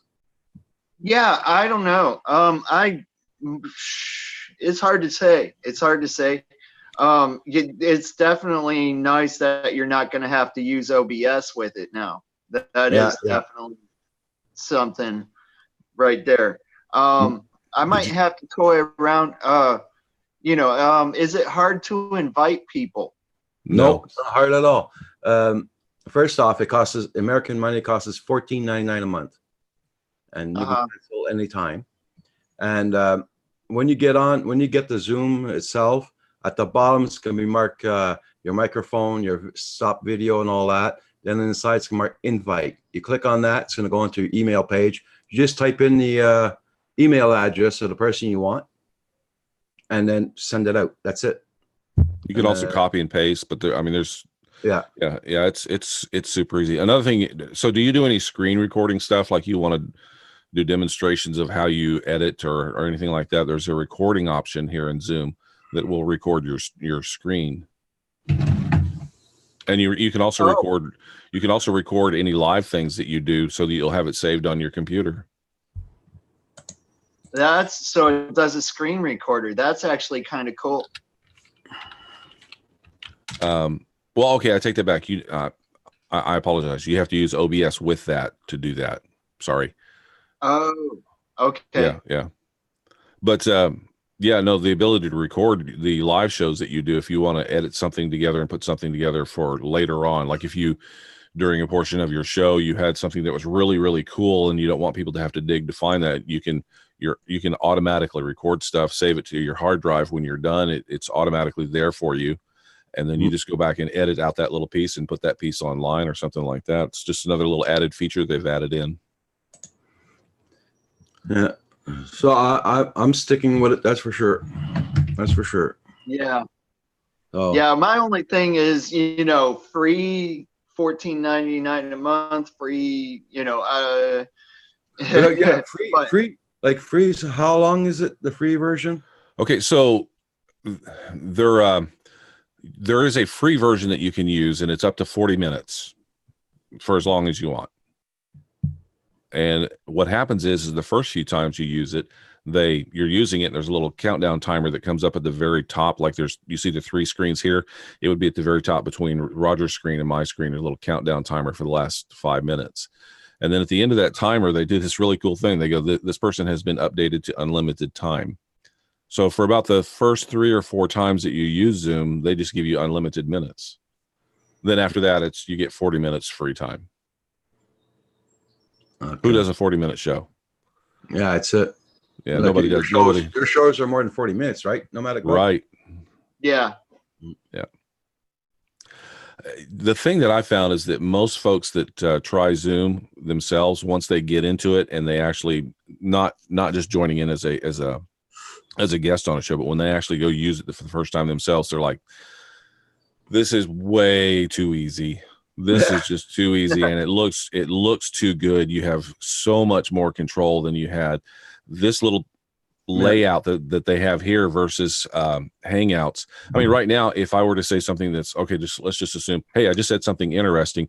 You get Roger's reaction and you get Nomad's reaction, which we can all talk about. If Nomad goes, oh, I can go, well, why did you not like that? Whereas with Hangouts, it's real small down there. You could possibly miss somebody's reaction and miss part of the conversation or taking the conversation to the next level. So for me, doing conversations with folks on Zoom, this is just the way to go. And then you have the ability to make them, like we just did with Bill, make them the focus of the screen where they're highlighted and they're big on the screen, and we're all kind of small at that particular point. But yeah, I won't go back unless, YouTube could update it and make it better, make Hangouts better. Who knows? They're a huge company. They're bigger than Zoom is. And Zoom was never designed for what we're using it for. It was designed for corporations that are in New York City that want to talk to the branch office in LA and cuss them out because the numbers aren't matching. That's what it was meant for. Yeah. But I've been talking to them via email and a couple of online chats, and I've sent them, and they've watched the show. There's a couple of guys that actually fly drones, and they've watched my show. And I said, hey, here's what I'm doing, and here's why I'm having to use OBS, because I want all these graphics and stuff. I want an intro to my show and stuff, and you can't do that in Zoom. So they're working diligently to make it, and they know about Hangouts going away. So they're working diligently to make this more user-friendly for folks like us. And one of the first things they did is they made it to where you can go onto YouTube, Facebook, or a couple other platforms directly from Zoom now. You don't have to use OBS. But pretty soon we're going to see an OBS-style interface with Zoom. That's it. Because I know that for a fact that Roland lives in the Netherlands, and Google Hangouts wants to charge him to use Google Hangouts. And he said, no, the hell with it. So he went on to OBS. That's what he went on to do. Yeah. And, you can use just OBS. I mean, through Skype or whatever, you still have to have a way to feed the stuff in the different guests into OBS. Yeah. Yeah. It's like, man, my internet's not strong enough for that OBS. Yeah. At all. That's why I got Zoom, and I'm very happy about it. Well, the cool thing is go ahead. I'm sorry, Nomad. Go ahead. I mean, also Zoom does have that whole Brady Bunch feel to it. Here's a story of a man named Roger who had 2 guys left on his panel today, and you guys should be thankful. I'm not going to sing the rest of the song. Thank you. Hey, Micro Studios, did the time change for having the person from the controller in the chat? I thought it was tonight. I haven't got confirmation back. So as you guys can well imagine, Scott from Fluidity with the FT Aviator is a very, very busy man. And I gave him a list of shows, and Canadian Drone Hub is one of the shows that I gave him. And he's trying to square away some time for all of these folks to come on their shows. And Bill was one of the first ones he said he could come on. He hasn't confirmed that he could come on my show today, but I think he said he could possibly do the one on Sunday with Novice Quads and Phantom Flight 101. I think he's going to be able to make that one. Yeah. After the 4th of July is when his schedule really opens up. As you well can imagine, he's kind of gearing up for the launch of the product, and that's starting in just a couple of days. So by the way, if you're interested in the FT Aviator, it's $299 right now. July 1st, it goes up. So might want to jump on that. Yeah. But he's going to be doing the rounds and going on all the various shows, and we're going to get him on Canadian Drone Hub. No problem. Cool. Love my drones. Thank you. Yeah, it does look great. You're on tonight, right? Curtis? So I was planning on doing one at 3:00 and having Scott on, but I have not heard back from him just yet. So I may just jump on and just have a chat with a bunch of folks, whoever's available, and just have some fun. So 3:00. That means what time would that be? My time, 5:00, 5 p.m. Let's see. Well, I'm not sure exactly where you are located, but it's 3 Pacific and 6 p.m. Eastern time. 6 p.m. Eastern. Yeah. Okay. Yeah. Yeah. That'll be me. 6 p.m. Yeah. Okay.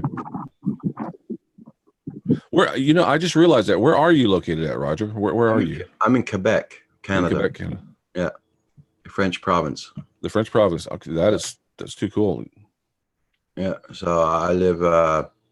We live about an hour away from Ontario, really, where I am. I'm about not more than an hour, but I'm 45 minutes away from Montreal. So it's dual language up there. Is it predominantly one or the other? Mainly French. Mainly French, okay. Yeah, but a lot of people are bilingual like I am. I speak to both languages, so it's mainly French, really. Okay. I went to English school all my life there, so, and my father was French and my mom was English from Ontario. When I was a kid, I grew up in Europe, and I remember trying to learn French. We were in France for like 6 months. And then I was trying to understand the language. There was no school. I mean, it was just trying to understand it. Yeah. I picked up on Italian and German really well. And my mom said when I was in Germany, I was a little kid there. She goes, I was speaking more German than I was English at the time, and I can't remember any German right now at all. I'm 58. It just goes away. That's the funny thing about it. Yeah. I can, and I was speaking Italian pretty fluently for a while. Now I can listen to somebody who's conversing in Italian, and I can go, oh yeah, they're saying this, they're saying that, but to turn around and talk to them straight up, no, you lose that stuff. Because they're French was my father's mother tongue. In other words, my mom was English, so the only time I learned French is when my father got really pissed off. Did he speak French? Hey, Roger, how do you say fly safe in French? Soyez prudent en volant. I'm sorry, say that one more time. Soyez prudent en volant. Soyez prudent en volant. Yeah. Soyez prudent en volant. That's too cool. I got to learn how to say that. I want to use that at the end of my shows or something like that. So it says being safe while flying. Being safe while flying. That's cool. Ladies and gentlemen, look who just showed up. It's the Ed McMahon of the YouTube live shows, Mr. Paul Murray. What up, Paul? Hey, how you doing? Paul, pneumatic bike? Yep, I do. And I've just got back from me and I were event security this morning for the by Mike Roach, Blue Water Auto Rama, whatever. Mike, be sure and tune in later today. I'll have you on the show, Mike. I heard you on the news this morning. I heard on the news this morning that you had a train derailing in a tunnel by your place. Yeah, the tunnel between us and Sarnia. Yep. Yeah, I saw that in the news this morning. And it was carrying a lot of toxic materials. Oh, that's great. They're gonna have fun there. Yeah, I'm sure that they're everybody's running around their hazmat suits around there. No, for sure, for sure. No, I heard that on the news this morning. Yeah. Yeah, I wondered why all the sirens went off. So what was the event security that you were doing? It's the Blue Water Classic Car Cruise Weekend. Today was the auto show. Ah. And they have it at the Birchwood Mall, which is a major mall north of Port Huron.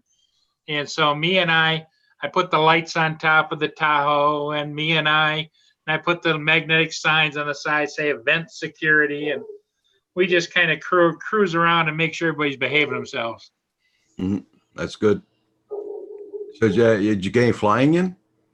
Yes, I did, and I haven't downloaded it yet, but yes, I did. I got just before we left to come back home. It goes till 3 o'clock, but I'd been there since 7 o'clock this morning. That was long enough. Oh God, I got it. Hey, back from the sky. How you doing? So we did do a little flying. Mia. Wait a second. There's 2 7s in a day. There's 2 7s in a day. Oh, no, I'm just kidding. I've seen that occasionally. The 7 a.m. It's when people talk about that there's 2 4 o'clocks in a day that I'm like, no, that's not true. No. Yeah. By the way, there's only 1 4 o'clock in a day. No. Nomad, in case you didn't know, you can also rename yourself in Zoom. So if you want to put Nomadic Bike on there, you can change your name. Just right click on the frame and it'll let you rename yourself. Oh, really? Okay, yeah. That's kind of cool. He's thinking about doing that now. Yeah, just right click and it says rename, and you can rename what everybody sees. You don't have to do it permanently, because if you don't permanently change it, then next time you use Zoom, it'll come back to Nomadic. Yeah. If you want it permanently, whatever you're going to put, it's like we have a lot of fun. We change stuff around. Curtis sometimes because Curtis is always teasing me, I'll change my name to Ed McMahon. And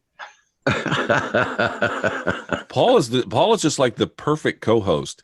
Oh yeah, he's like the perfect co-host. So yeah, he fits that Ed McMahon role just perfectly. And happy to be in that spot. No, everybody, I'm not doing my own live. Lawrence has kind of got on you about that, isn't he? Lawrence Lawrence is on me. You're on me. Roger's on me sometimes, and it's like not happening. Happy to be the sidekick. That's it. Because being the sidekick leaves you a lot of freedom. In other words, like I can go fly ships, I can do other things, I can go do this car show, I can do other things. But if you're on a schedule, you're married to that schedule. Yep, that's true. So how long have you been doing live streams there, Nomadic? I've been going steady since August of last year. Okay. Something like that. I did like a few here and there, started with a video, and stuff like that. Started going live because I started noticing that I was doing stuff, and then there would be like 3 weeks, and then I'd have something up, and then there'd be like 4 or 5 weeks, and I was like, so because I wasn't able to edit yet. I definitely haven't learned about editing software on a phone. I found that out. I was like, wow, really, but so I wasn't happy. I'm still not happy with the videos I've put out, up until my buckle up intro. That's actually what I really want to do, but so I was like, I made myself do something every day. So, I went on one of my live streams. I was like, that's it, guys. If I haven't put something up by 4 o'clock every day, I'm going live at 4 o'clock every day. Yeah. And that was, I've missed 3 days since then, I think. Okay. It's not bad. Not bad at all. I've been doing this for, at the end of this month, it's going to make 1 year, 6 months, 7 days a week. By the way, the link that Canadian Drone Hub put in there, gorgeous mug. It makes the coffee taste so much better. It's not maple. It's not. That's what it looks like in black, but it comes in multiple colors. Yeah. And it also makes all of your guys that have this mug, these are now classics and highly collectible. Also, interestingly enough, it kind of turns you into somewhat of a Canadian every time you drink. Each time, take a sip. I'm turning Canadian. I'm turning Canadian. Oh, yes, I really think so. The more I drink out of this cup. It's a very, very nice cup. Yeah, I kind of changed my mind about the cup when I found out you don't get the maple flavoring with it. Well, that's easily fixable with additions. Well, Roger right now is developing his own home brew of coffee, and it's going to be available here shortly with the maple flavor and without. Yeah, there you go. Val's working on her own home brew with the Bailey's Irish cream and without.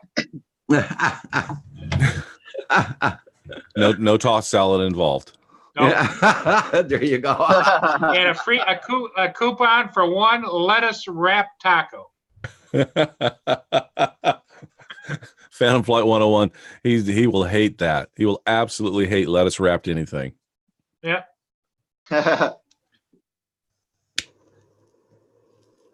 Yeah, that's like why.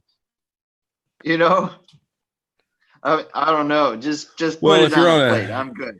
If you're on a health kick, it makes sense. But if you make it, if you're somebody that makes she's talking about doing a show that is a keto show. Oh, it is strictly keto. I thought she was wanting to do a show involving drones and meals that drone pilots would take with them.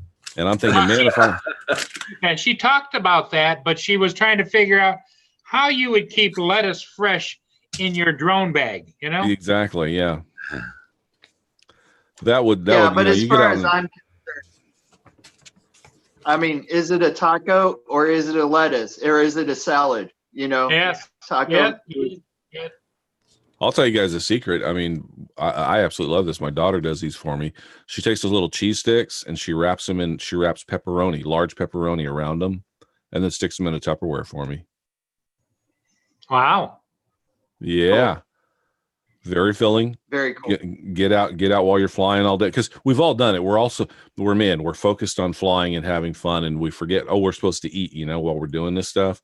And then all of a sudden, when you're done, you're like, God, I'm starving and there's no place nearby or whatever.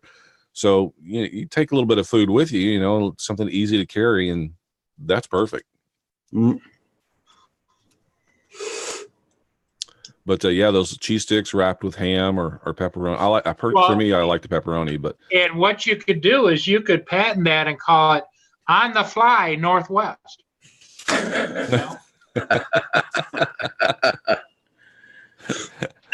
My daughter could. I couldn't. She's the one that made it. Yeah, but you're the business end. She could be the developer, and you could be the one, the cashier. Yeah. I'm opening up yesterday's mail. Not bad. It was in the mailbox since yesterday. Brent says he doesn't need a cup to make me Canadian. No, apparently not. But those of us down in the Southern 49.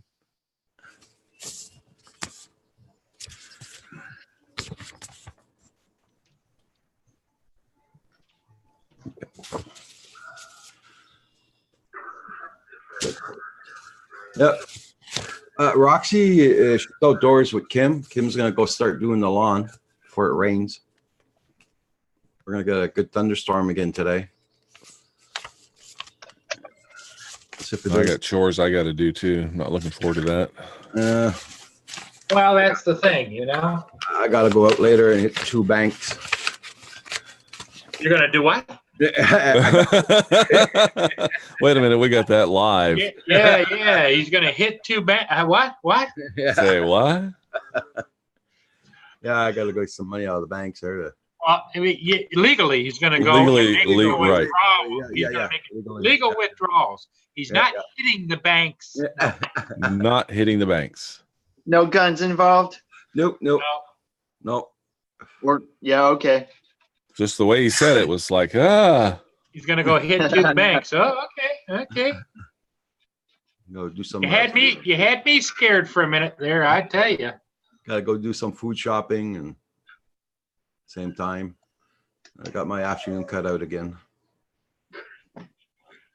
I had problems sleeping last night. My legs were killing me so much. Oh my God. Toss and turn. I got up at 3:30 this morning. I almost went live at 3:30 this morning.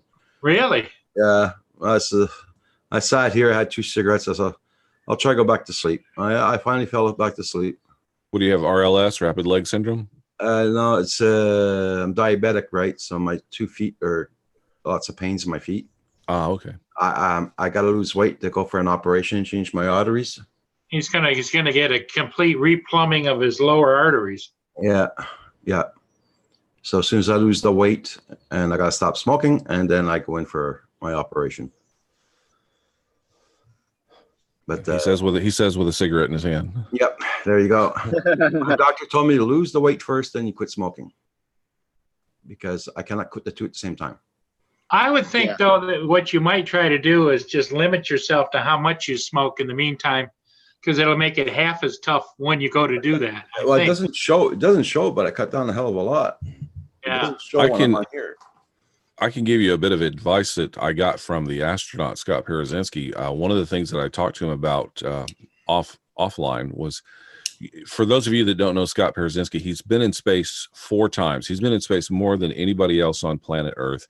He's done the most dangerous spacewalk ever in NASA history, and that was years and years ago. Nothing has been replicated from what he's done. He's climbed Mount Everest twice. He's written 2 best-selling books about his experiences. And I asked him, I said, how do you find that, first the time, and then how do you do this stuff? And he says, well, he goes, everybody has the dream of being an astronaut.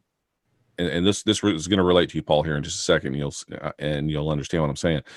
How do you follow through with that? And he goes, well, I wanted to be an astronaut, but I realized I couldn't just be an astronaut, so I needed to take small steps. So I set very small goals for myself, and I became a doctor, and the doctors are needed in space. He knew that would make him more in demand.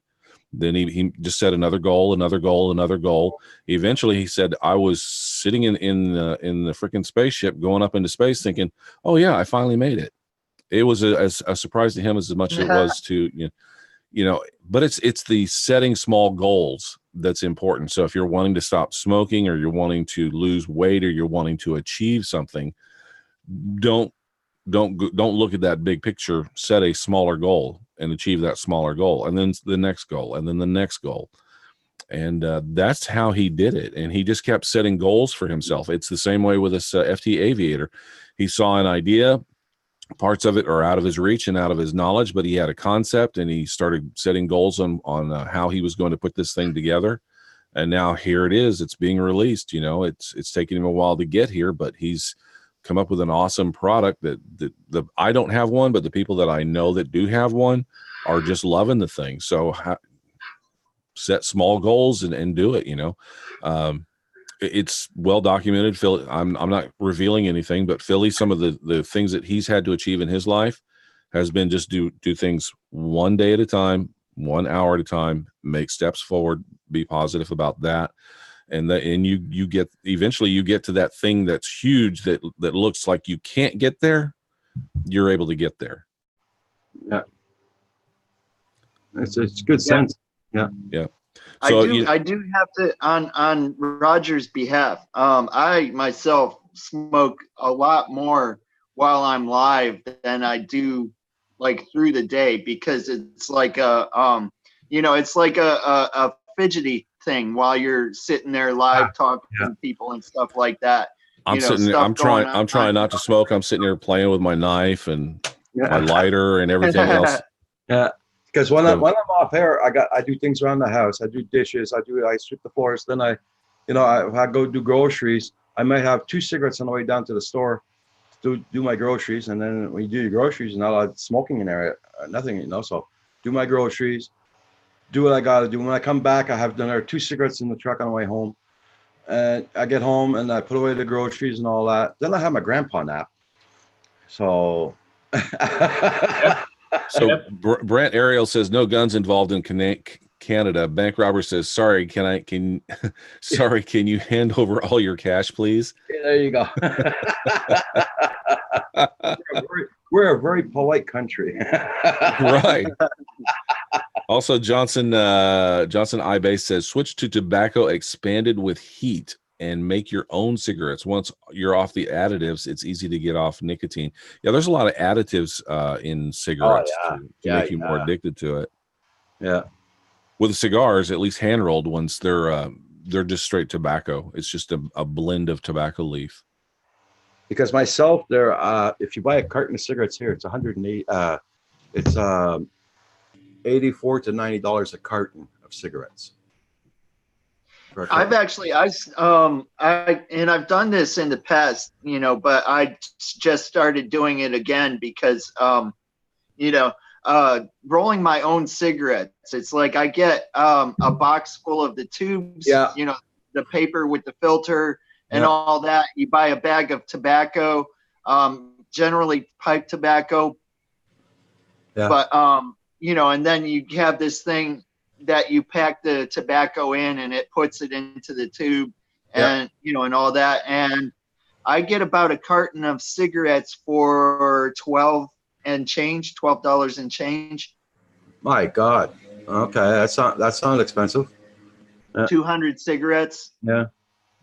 Yeah. I know that, now, you know, I mean, cutting down cigarettes for sure saves you a lot of money, for sure.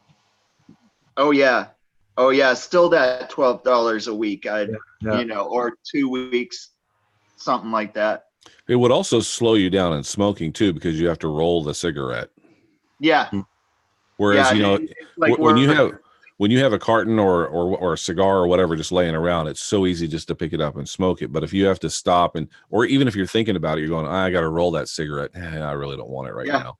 So there's a little bit of a deterrent there for you also. What I used to do is I used to buy the cans of tobacco, Mark 10 or whatever, Players. That's our marks down here. I just emptied a whole can on the table, take out my tubes, do all the cigarettes in one shot. Oh, put them in the fridge. So there, I got my cigarettes for the week, you know? Yeah, yeah. And the pipe tobacco too, I believe it doesn't have as many additives in it because when I go from regular cigarettes to the cigarettes that I roll, for a little while there, I'm like wanting to smoke more because I'm not feeling like I'm. Yeah, your nicotine's not up high enough. That's why. Yeah. So you know, and that's like another thing too is that going to that type of tobacco, it's easier to quit off of those cigarettes. Those are actually I quit off of those cigars. Yeah. I got to where I think I was smoking like, you know, those cigarillos. Yeah. I think I was smoking one of those a day and quit. By the way, it's time for a public service announcement. Kids, if you're watching the show, don't smoke. It's bad for you. Don't start. Don't start. We're telling you right now, we did it. We made the mistake. Don't do it. No, yeah, it's an addiction for life. Yep, literally. For sure. Literally. And it doesn't do anything for you besides make you more tired. That's all it does for you. Guys, hang on stay in the chat, stay on the camera. Guys in the chat, I'm gonna say goodbye to everybody. We'll be seeing you all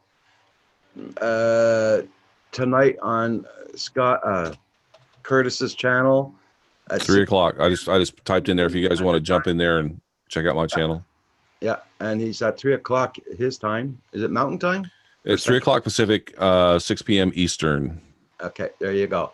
So check out Curtis's channel. Hey, Beyond Trees, how you doing? It's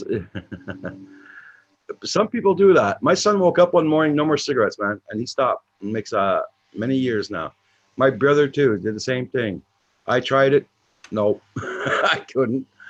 Okay, everybody in the chat, you take care, and I might be going back on again tonight after Curtis gets off. So everybody, take care. Bye for now. That's Roger. That's after you hit the 2 banks, right? Yeah. Yeah, it's got to hit those banks. Okay. Goodbye, everybody. Later. Beyond Have Trade, an awesome day, y'all. thank you very much for coming in. Okay, I'm going to try and stop this live stream without wiping all you guys out there like last night. Hold on.